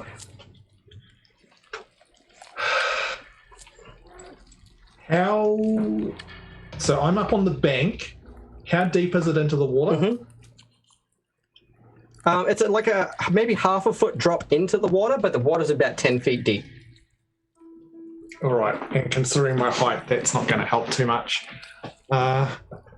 Okay. Sorry, it's 5 foot deep. 5 feet. Considering my height, that But doesn't. that's still bad for you either way. Yeah. Don't really want a mouthful of poop. Okay. I'm just going to go to town on this thing. So I'll just keep trying to whale away on it. So I'll try and bash it with my staff. Okay, go for it. With a what's that? A 21. Yes, that is definitely a hit. And that does. Oh yeah, that's 9 points of bludgeoning damage. Okay. I will use That. telekinetic shield on the mimic to reduce its damage by 7. Okay, so that's 2 points of damage then. Okay. I'm going to spend a key point Okay. to do Hand of Harm. Okay. So it takes an extra D4 plus 2 necrotic.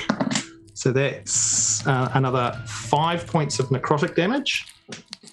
Okay. Nice. I'm then going to unarmed strike. Balls. I mean, bother. That's a 7. That's, yeah. Okay. So, Barmy, you said you have a telekinetic ability, right? I do. It's So- technically on cooldown though.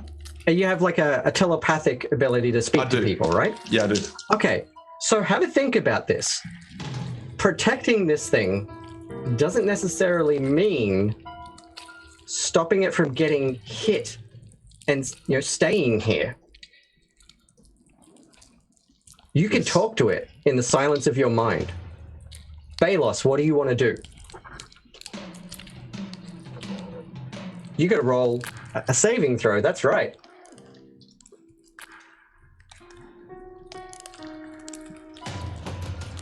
Okay. Good. That's good. Okay. However, I'm probably drowning as well, so work out what you're going to do with that. I'm keeping that one in mind. Gel, what are you going to do right now? Okay, so I can reach out to this thing now. I couldn't before, right? So I tried to reach out to it and sense that presence, yeah. and I couldn't. But now that it's here, I can do that. Yeah, and now that you've helped it, it is more inclined to listen to you. Okay, then I want to ask this creature why it is here and what is it doing. What is it doing here? Okay.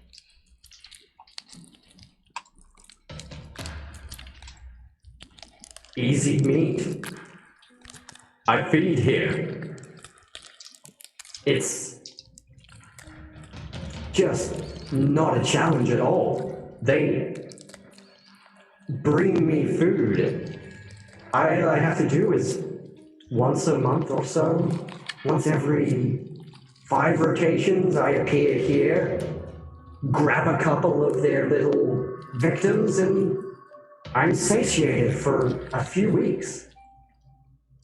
Who brings them here? The person with the robes, I don't know who it is. All I know is that it's soft, fat little villagers that feed me well. Do they go further in or do they leave afterwards? They keep going down the tunnel. Then you don't need to eat us then, right? No, but you stepped on me. And it's always good to have a snack. Well, that I can definitely agree upon. If you let us pass, I can bring you many snacks, and I will pull up my chain mail and let a whole bunch of the food that I had slowly digesting fall out into the ground.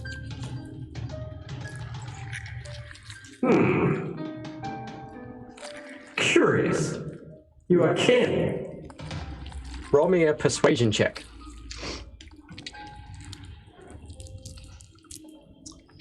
It's not great. It's not great. It's, With advantage. Oh, now we're talking. Come on. No, it's not great. You have a kinship to this creature. I do. It's a 7. It's not good.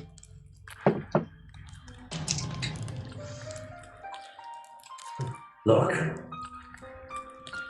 If this is the best you can bring me, I don't have much faith that you can bring me a real meal. But since you are with these flesh bags, I have no desire to die here today. And I can show you how to dives into the become. muck. Oh, It dives Okay. below the muck and swims away. We out of combat now? You are.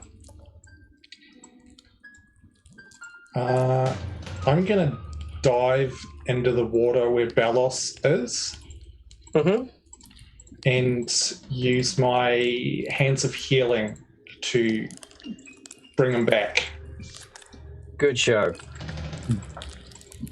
So it spends a key point and Mhm. get back 6 hit points.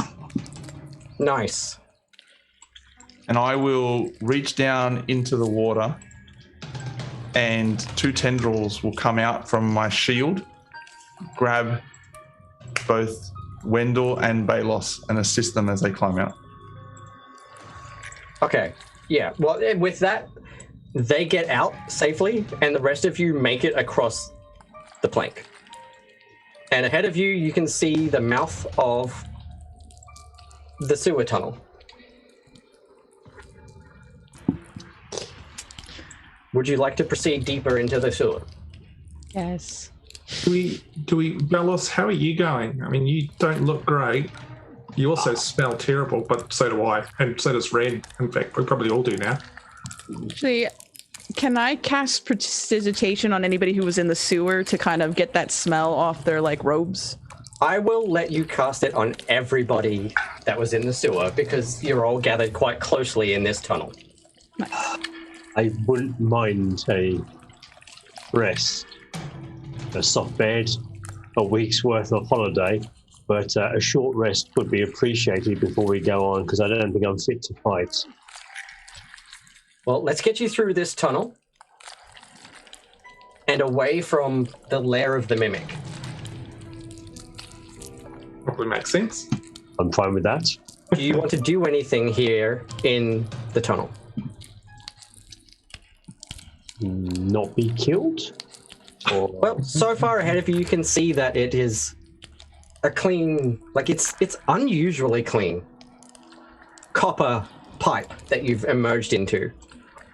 And as you make your way down the tunnel, you can see that it hooks around to the right. And there's a mouth opening into a larger room again. With I'm this, going to keep touching light everywhere we go. Nice. And so you emerge into this room. There is another set of planks across the sewer. It appears to be a dead end on the far side. But planks leading across to the other side leads you to believe that maybe that's not true. What would you like to do here? Do I sense any presence here? Any more No, presence? you sense nothing. Okay. I'm going All to is quiet. I'm just going to go up and poke the plank with my staff and see if it pokes me back.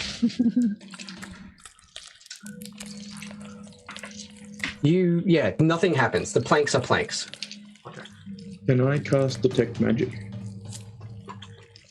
Yes, you can.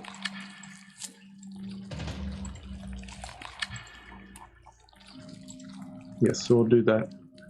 So Okay. that's 30 feet. You immediately, like, the end of the room just freaking lights up. And you can see that the wall was nothing but an illusion. And on the other side is a staircase. Oh, so it's just illusion magic. They don't detect any Yeah, no, it's evocation just, magic? it was a false wall. Okay, cool. Yeah, so I tell Would the you like to party progress up this? that wall's fake and there's a set of stairs there. Yeah. As soon as you do, like, the illusion shatters, and there's just like a particle barrier that you can easily pass through it. It's nothing but a light show. Would you all like to pass down the stairs? Sure, seems perfectly reasonable. Nothing could possibly go wrong. Absolutely.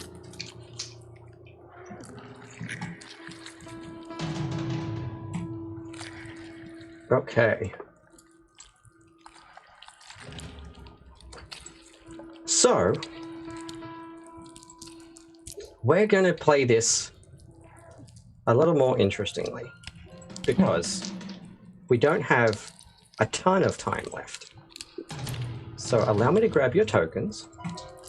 A bit more interestingly than it already has been, where poor Balos has almost died, and Do some healing first.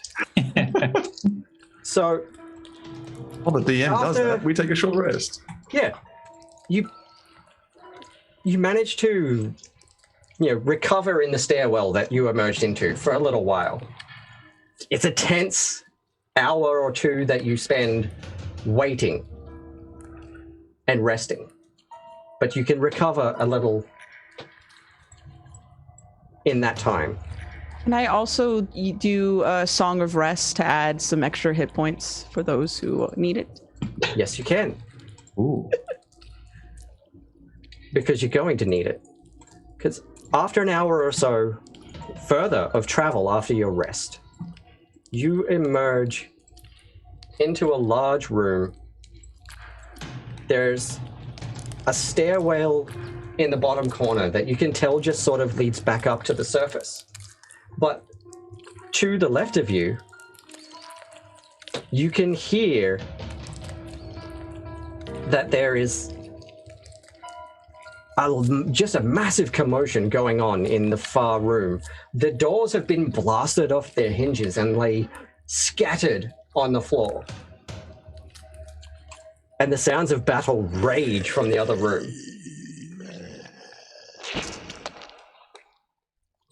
If I give myself a quick do? heal. Did we get just a quick short rest in there, did we? Yes. Awesome. All right, I'm going to use healing light on myself, see if I can get some of that acid damage off. Go for it. Oh, wow. 12. Perfect.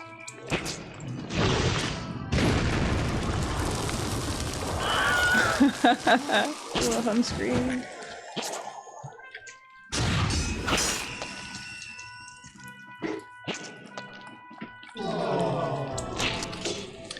Does anyone else need healing? This short rest is fine, thanks, but fully back up.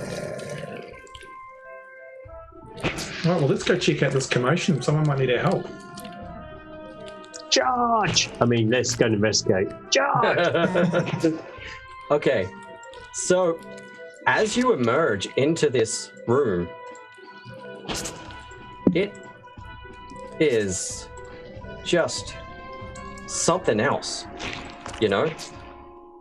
There is the scene of this elvish woman in the middle of a summoning circle, and she appears to be casting black tentacles in the middle of the room. There is another wizard up in the top.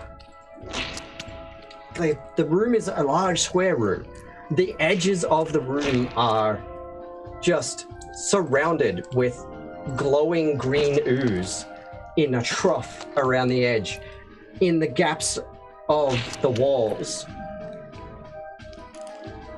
You are not sure who this elvish woman is, but she's engaged in vicious battle with this wizard in red robes atop a broomstick, floating in the air, casting lightning at each other as she desperately tries to keep concentration on this spell. You are not 100% sure what's happening. The walls of this sounding chamber are graven with esoteric symbols filled with greenish slime that writhe and pulsate as if they're alive. A sickly purple glow pours from the massive circle in the center of the room. A woman garbed in black and green, her fingers limned in crackling golden sparks as they crook and dance through the motions of a spell. She intones a word of power, and a vicious bolt of lightning crackles through the air towards the ceiling. And the young boy floating on a winged staff of oak and ebony, he snaps his fingers and the lightning dissipates. More bolts follow, scouring the walls and filling the chamber with burning ozone as he bobs and ducks and weaves. A mandala of crimson mage light envelops his hand as he sweeps towards the woman, forming into a shadowy blade edged with runes. He swings at her throat, only to have it meet an invisible shield. The smirk on his face turns to disbelief as ribbons of darkness erupt all around him, enveloping him and pulling him painfully to the ground. And the woman turns to you. Recognition comes across her face. She instantly recognizes you because she was obviously the one that sent that owl to deal with you, to watch you. And as she looks to you, you hear her spin to the wizard and spin back to you and shout, "You will not stand in the way of my revenge! I have worked tirelessly to bring back my Lord Glograx, and I will kill every last one of you to see this through." Roll initiative. Let's go. And Chris, roll a wisdom saving throw. A D100, sorry, not a wisdom save. Filter has a 20. And that's a little chaos for Chris from Joshua Simons. And Wendell, also roll me a D100. Tamiel says, "Let the fates decide." And was that a 20, did you say, Chris? No, so I got a initiative was 16. Oh, yep. And 12 magic surge is an 88, whatever that is. Okay.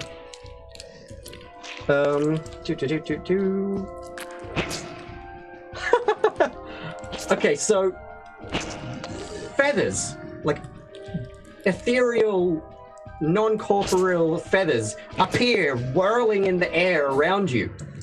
And one darts towards every member of the party, but also towards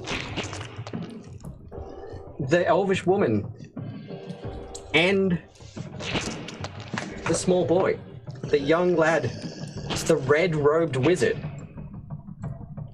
Whoa, that's not what I wanted to do.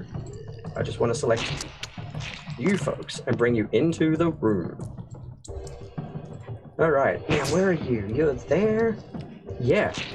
And as these incorporeal feathers touch each of you, you start to float. And you feel the effects of the fly spell take effect. Yes. Wendell, what did you roll on the D100? I got a 45. Okay. The skies. You fly a little higher than everybody else as levitate takes effect. Yeah.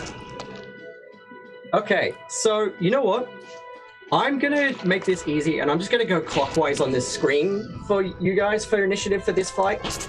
And the tentacles and the elvish woman and anything else that she manages to bring in are going to go at the end of your rolls.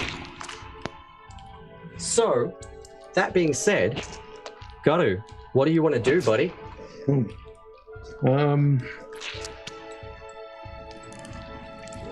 I think I'll just unleash a firebolt at her. Okay, roll. That's a 22 to hit. Yes. Okay. Let's see what happens here, okay?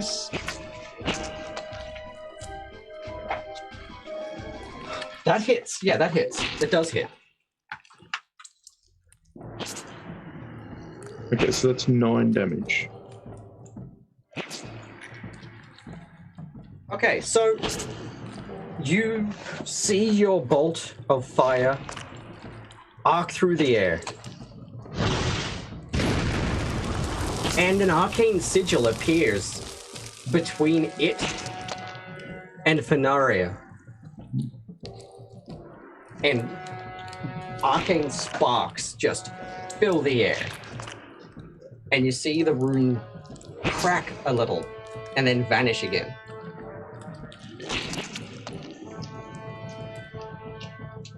She appears to be protected by some kind of a ward.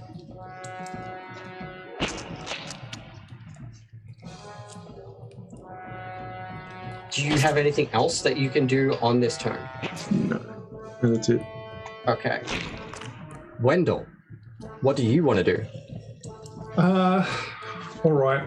Yeah, Wendell's going to do his best Superman impression and just go hellbent for leather at her and get into melee range if possible. Okay.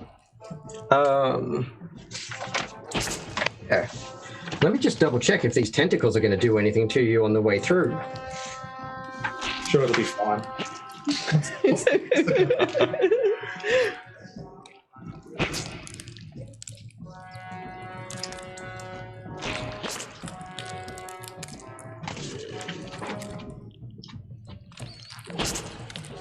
Okay, so you're okay.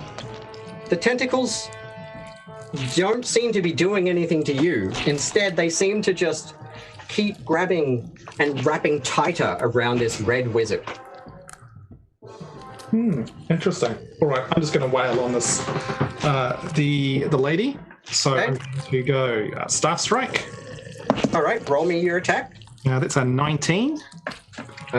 Yes, that'll do it. So that's, that's 9 points of bludgeoning. Okay.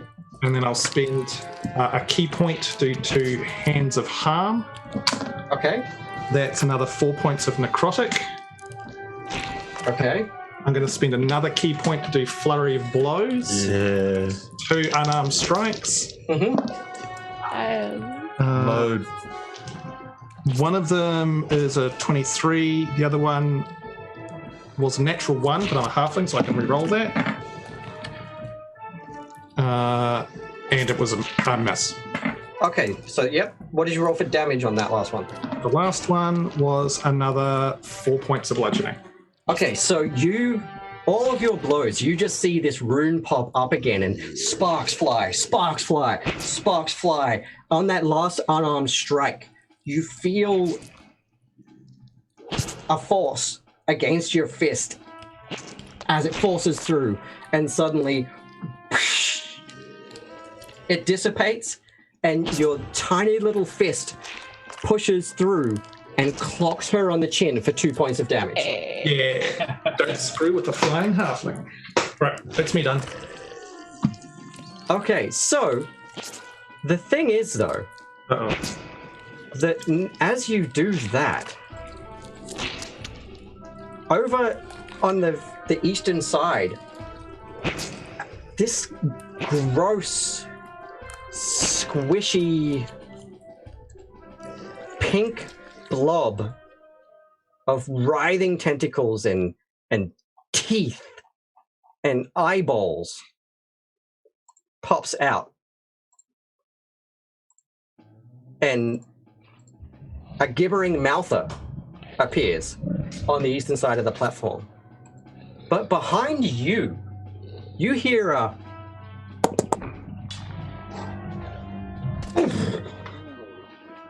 And as you spin behind you, a massive 8-foot tall figure lands on the platform behind you. It has a humanoid head, but it has no eyes and not really a mouth to speak of. It has sort of a circular orifice ringed with teeth. Its chest and shoulders are gigantic and distended with muscles. And as you see it reach towards you, slits appear on its shoulders and they open. And you see tens of eyeballs blink at you from across its chest and shoulders. Across its midsection, where you would expect someone to wear a belt, perhaps, is a ring of massive, sharp, serrated teeth. And it rears its arms back, and that mouth opens and it bellows at you. The hole in its face opens up, and this pink, fleshy proboscis starts to emerge and writhe in the air, tipped with a fine, wicked stinger dripping venom. And as it rears back, a foot comes up. It looks kind of like a gecko's foot, to be honest. But it is sharp. And it kicks at you. And it rolls. You're good, Wendell. You're good. It rolls a fail as your nimble flying little halfling self zips out of the way of this massive clawed foot of this cavern stalker that towers above you. Guys. Ren, roll me a D100. Okay. Time for a wild magic fireball. That'd be lovely. That's a 17. Okay, allow me to tell you what just happened to you. No. Don't laugh like that. We're good. In the middle of this terse, hectic, scary, terrifying situation, suddenly your face starts to itch. And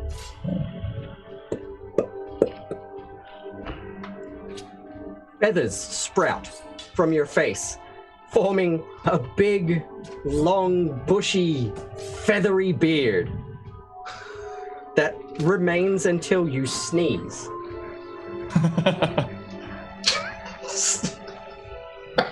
This is a gift from Crosscore, who says a bit of chaos for Ren, because why not at this point? Thanks. What would you like to do with your bad feathery self? Was it my turn? It is your turn. Okay. I think I'm gonna get a little closer to that giant 8-foot guy, and I am going to swing my swords around and cast Shatter. Okay.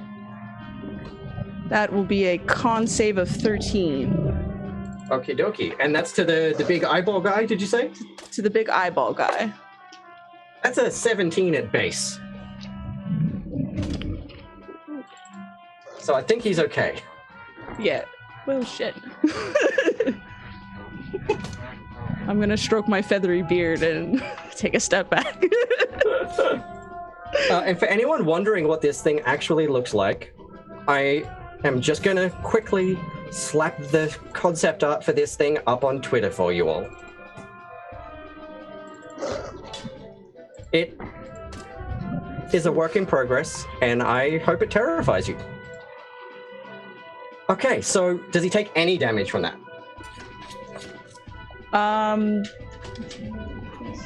He takes half damage, so 1 second.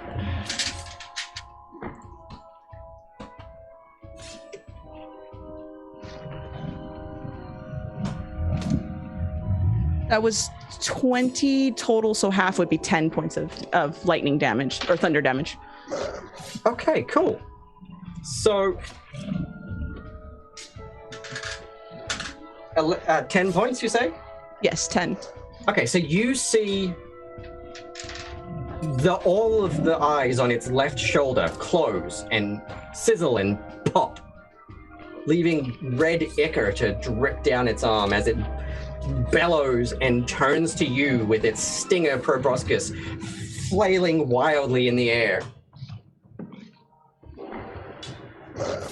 It is hurt, but it is not that badly hurt.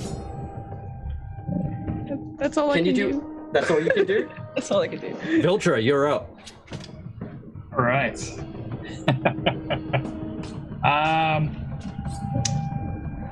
It looked like the shielding was down on the woman in the middle, right? Yes, it has dissipated. All right. I'm going to get my character sheet. I'm looking at the. Roll the D100, buddy. What me? Oh, do I roll for him? Oh, sorry, no. Barmy rolled the D100. So I paid for it. Yeah. Looking at your concept art, this guy's wild. Nuts. All right, so my hands are going to glow, and I am going to blast this woman with guiding bolt. Okay, go for it. It's 5. I have a 23. That'll hit. All right. 5d6. 15 damage, and the next attack roll made against this target before the end of my next turn has advantage. All right, nice. So 15 damage? Yes. Nice. Okay, so that does it, she falters back with that one, and she just looks at you with, if she wasn't concentrating, she would probably be casting something that could kill you with a look. And the tentacles relax a little bit and then tighten, and the young wizard cries out in pain again. Barmy, what did you get on that roll? 72. All right, so let's see what happens to you, buddy. Oh, shit. You gain resistance to all damage for the next minute. Yes. Wreck You're welcome. lives. Hey, we don't just... And it is your turn. Thank you, Poot. What do you want to do, buddy? 1 second. Okay, all I right. will kill all of you. Leave now and stop interfering in my business. I am going to... I'm going to charge up and take this monstrous creation of yours away from the action for the moment. So I'm going to move up to that, and I'm going to attack it. Okay. So get up as close as I can next to Ren, or at least to try and take that away. Yeah. And roll an attack. Oh, it's good. It's going to be 22 to hit. Okay, yeah, that's a hit. I'm going to roll the damage. It's going to be 7 points of damage. Then I'm going to use psionic energy to empower that strike with force damage as the psychic power just thrusts it in even harder. Okay. So 7 plus another 5, 12 points of damage. Okay. So, yeah, you see teeth from its torso just fly across the room and embed into the walls. And it bellows at you again. And that proboscis, like a cobra, comes up above its head and just points at you. Is it? It's still up? All right. It's still up. Action surge. I'm going to attack again. Yeah. That's a 23 to hit. Okay, that's a hit. That's going to be 4 points of damage. I'm going to psychic energy it again. Okay. For another 5 points, so 9 points of damage. Okay, so you see pretty much all of the eyes on its other shoulder close again. And there are like just a small smattering of smaller eyes across its chest left open, and like eyeball juice is running down the shoulders. Fantastic. That's all I can do. Nice.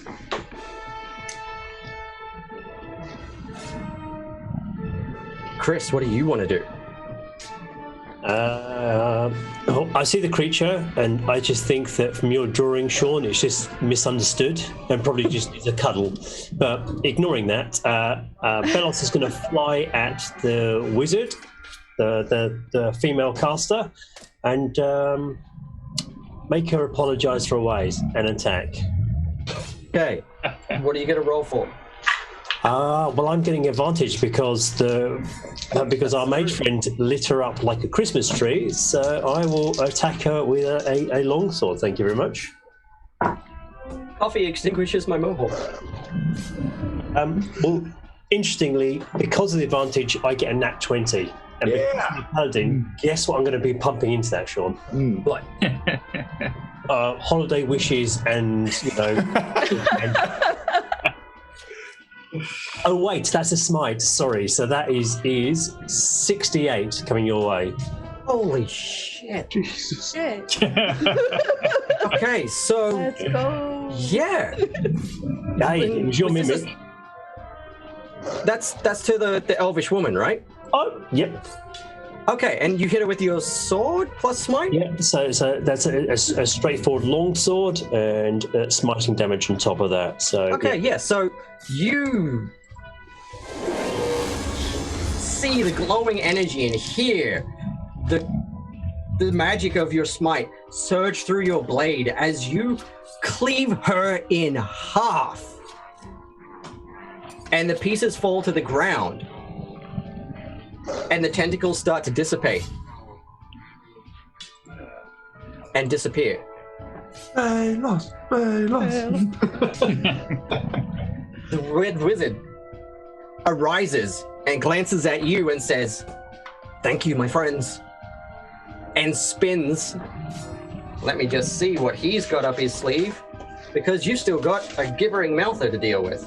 yeah. So bonus action, Ren gets +2 in her armor class for Shield of Faith. Shield of Faith. So +2 armor class, Ren.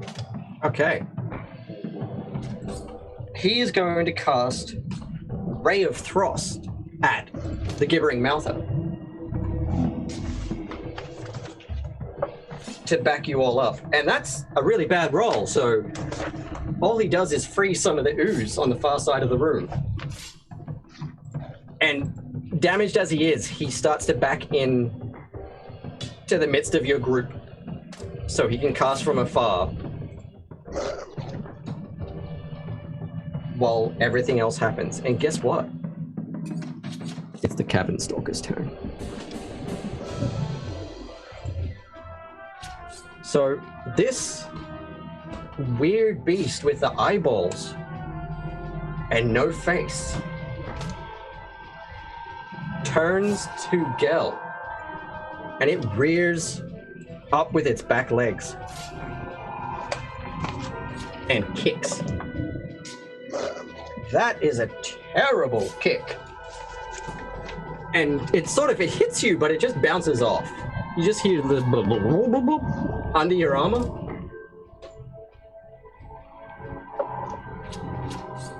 That, however, the proboscis rears back and swings forward unerringly for a gap in your armor.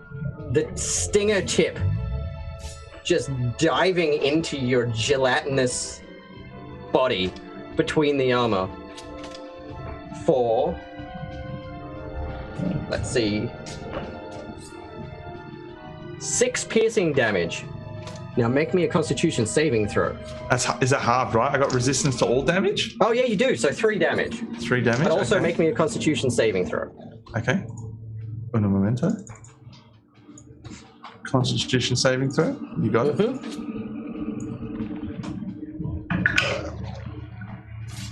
It's 16. Okay. You're okay. You're okay. Now tell me, buddy, does a 21 hit? It does hit. Okay. Well, in that case, what is it? 1d. It swiftly pulls its knee to its chest and plants its foot, talons first, firmly into your chest and rips its foot down for 9 piercing damage. So let's go with 4 piercing damage, halved. Okay. Hey, Shaun, sorry. When Balos sees that, he grips his holy symbol. Could you make a Wisdom 12 DC saving throw, please? Fuck, okay. That's an 18. Well, on the upside, that means you take 5 points of radiant damage from Rebuke of the Violent. Oh, shit. Naughty, okay. naughty, no biting. We take them to school? No. No treats for you tonight. Yeah, okay, so like, you hit it square in the face, and it's just got blisters and pustules bubbling across its face from this searing bolt. And that's its turn. Now it's time for the gibbering mouther. And it's going to wiggle on over to you, Balos. Where'd my stats go for that? Yeah, okay. So, +2. 8. An 8 does not hit, does it? In that case, ooh, hello. Can you make me a dex saving throw real quick? 12. Okay, so you see that one of the various mouths open up and it sinks down into the ground and then pushes back up, and another glob of fluid flies into the air and lands smack in the middle of Gel,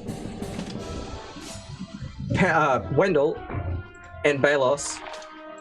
And you all need to make me a dexterity saving throw. You just did, Chris, so you are blinded until the end of its next turn. Wendell got a 13. Okay, you're safe. Y'all got an 18. You're safe. The wizard is safe. Everybody else is safe. It's just Balos who is blinded until the end of the next turn. So that is their turn, and it goes back up to Pete. What do you want to do? I am going to cast Grease. Okay. In an area so that the shoulder eye creature is the only one standing in it. So anyone standing in it must succeed on a dexterity saving throw or fall prone. Now, unfortunately for the creature, my portent seen this coming, and it rolls a 7 on its saving throw. Okay. Plus its dexterity. I rolled an 8. Well, my portent's a 7, so... Say again? So I replaced the roll with one of my portent rolls. Oh, okay. Which is a 7. Okay. So what does that do to it again? So its dexterity saving throw is 7 plus dex. Okay. And it's got to roll more than a 13 to save. Okay.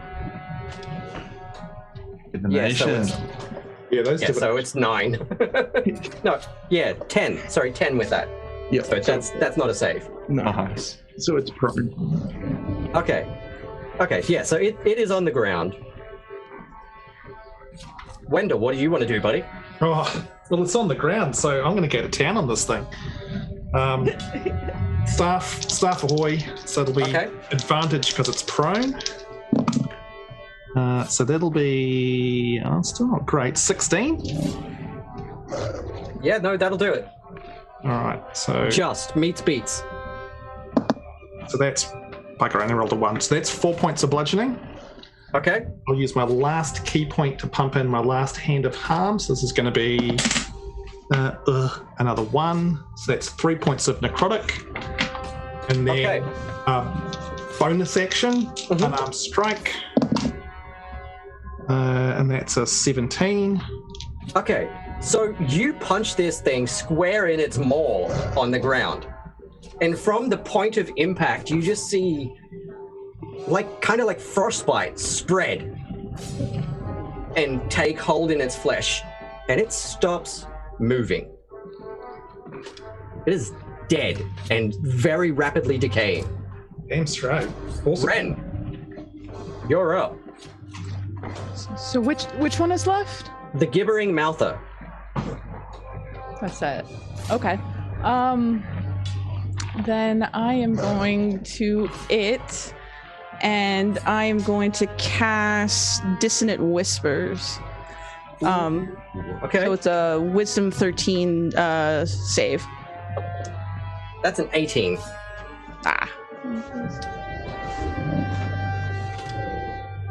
Okay, that's all I can do. Actually, no, I will spend Bardic Inspiration on who's next in the rotation. Hang on, let me just double check. I lost it.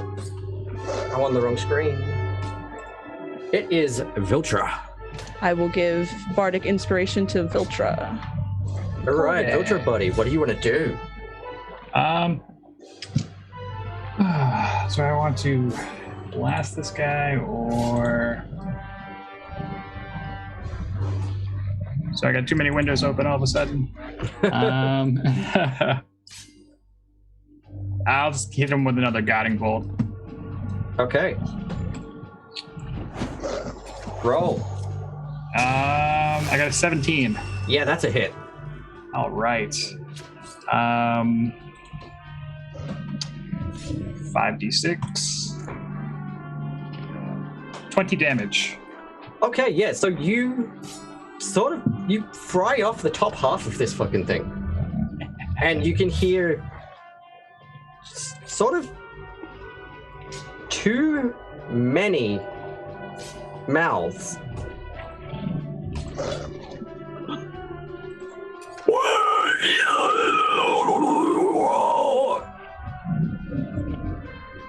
And it starts to advance towards you. Oh no. Barmy, what do you want to do, buddy? Can you do anything else, Viltra? Is it actually moving towards me? Like it's going to be on its turn. Lovely.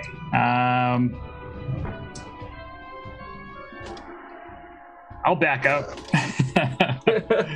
All right. It also, anyone who hits it gets advantage. All right. Barmy, what do you want to do, buddy? Oh, I'm gonna hit it. So the creature in front of us is now dead, right? That's the one that in front of me, right? Like spin around, come over, and start to unleash into the gibbering mouth. To block the way, create the choke point. Okay. That's it. Perfect. All right, let's roll for an attack.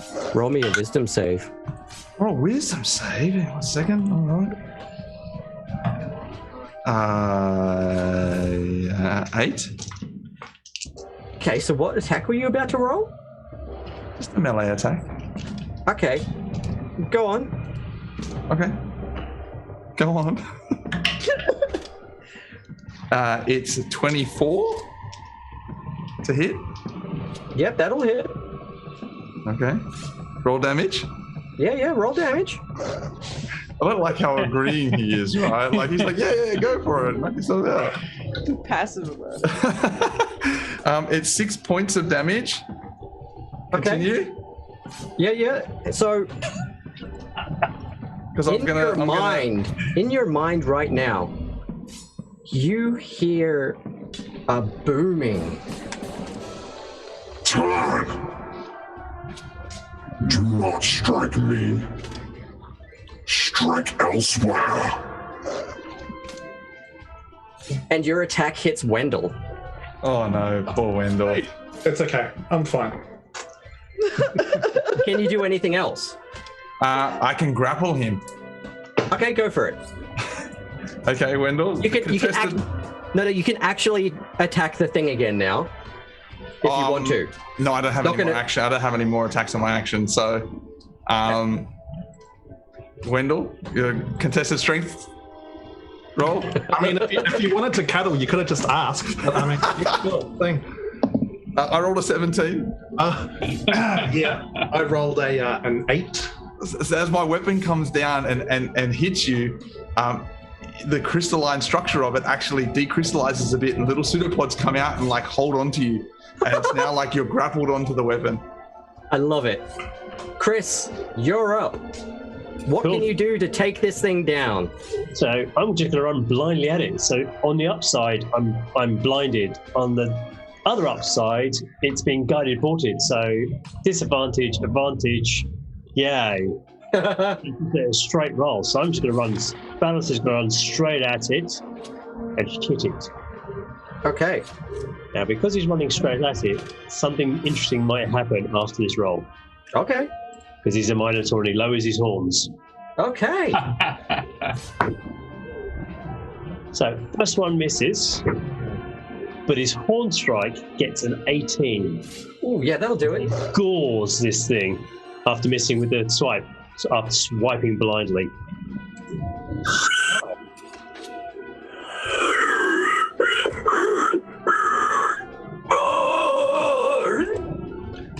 And this thing just melts over your horn, dripping teeth and weird fleshy bits. Just runs down over your little Minotaur self. And it stops moving. If you two have finished cuddling, could you remove this from my head? You're out of combat. Everything is dead except for your little wizard friend.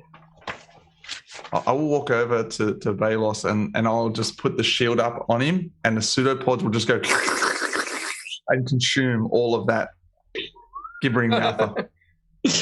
The wizard turns to you all, and he just looks astounded, for one. And he speaks. I'm going to make him wear a little wizard hat. Yes. I mean, I thought I was good. I mean, no, I know I'm good. I'm good. But holy crap, that was impressive. Well damn done. I mean, it's not like I needed your help or anything, but good show. No trouble, citizen. Back to your day job. We've got a patrol to finish.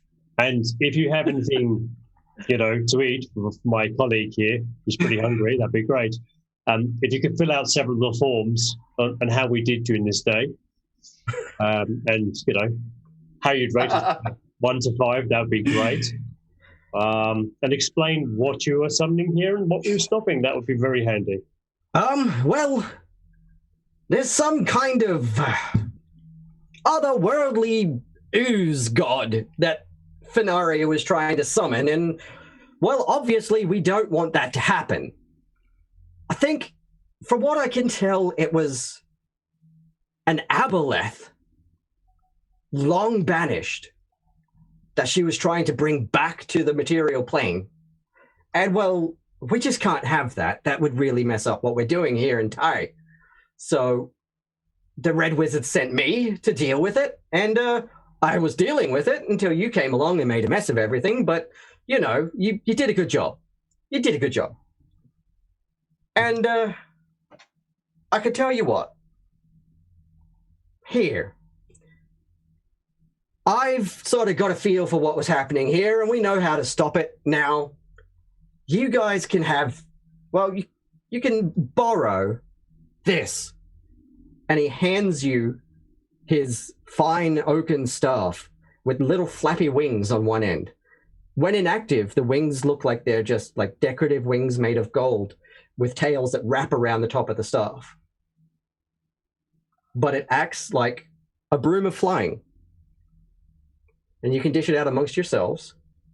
And you can go back up to the lady that hired you and receive your 200 gold reward for a job damn well done, everyone. Good show. You have saved Mulemaster, and from a portal atop the stage at the top of the room that starts to glow and appear, all of the captured villagers return, minus one or two that the mimic ate. Also, now, I'm going to say it's been a day or so exploring the sewers. So, Chris, if you look down at your little minotaur self, you start to notice blisters and sores, open weeping wounds on your forearm, and you start to feel a rheumatic sensation in your chest as the symptoms of sewer plague begin to onset. And this is where I pray to my God, and I'm resistant. I'm immune to disease. So, I get a cloth, wipe it off. Nice. And in my final report, I write down that the most dangerous thing in this sewer were a ladder, a bridge, and a plank. Legit. Health violations right there. Well done, everyone. Now, we've got to do a little bit of a wrap-up now. We've got a couple of minutes for you guys to tell everyone where they can find you. So I'll go around. Pete, where can people find you? You can find me on Twitter, at Pete Swan, if you're interested in that. I mainly do stuff around astronomy and like indigenous astronomy and stuff like that. But I also love gaming things and tabletops. So if you want to find me there. Excellent. Wendell, Hamish, where can people find you? That's Still cool. going by character names. I'll respond to Wendell as well. That's cool. I don't use Twitter much, but I'm on there at Mighty Joe Ham. The character Wendell I actually use in another campaign that I play with the guys who run Meeples and Dragons. So John and Sarah, who also sponsor all of this.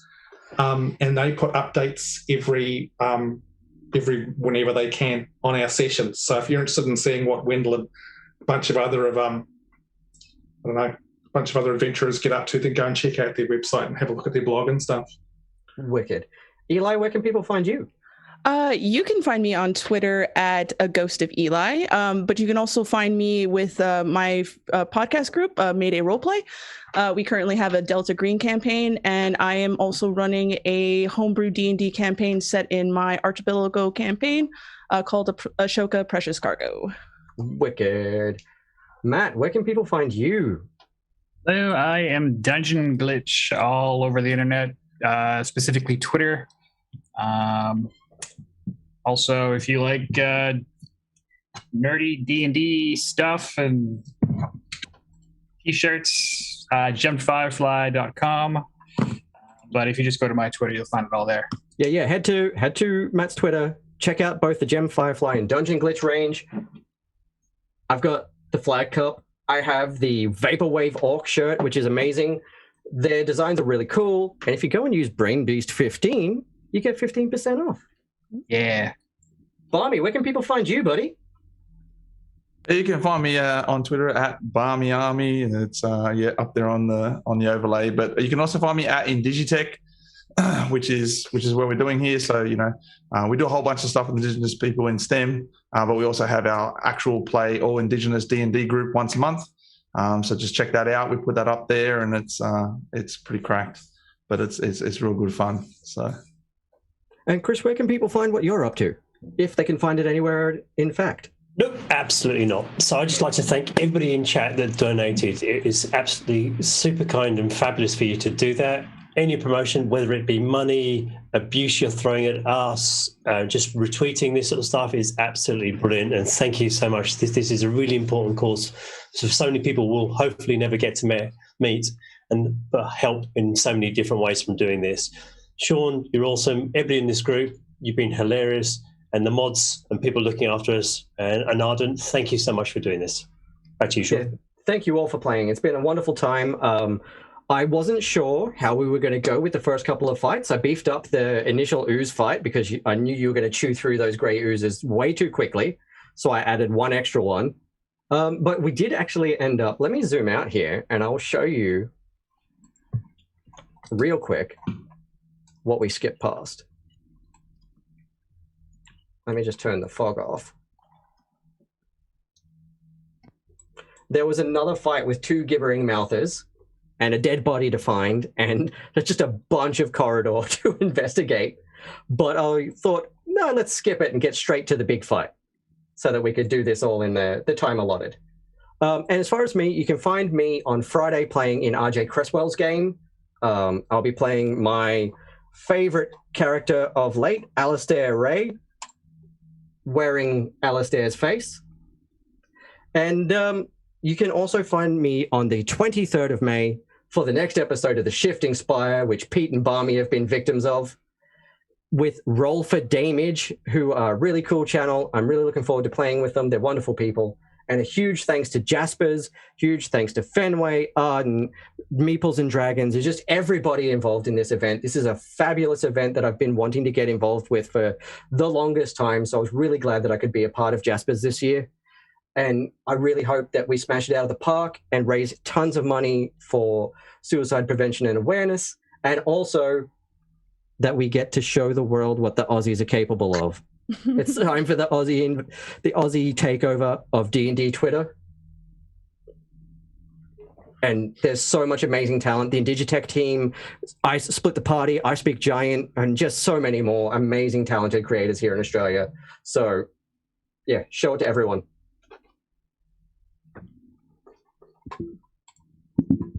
Okay. Yeah, let's do it. Let's draw this raffle.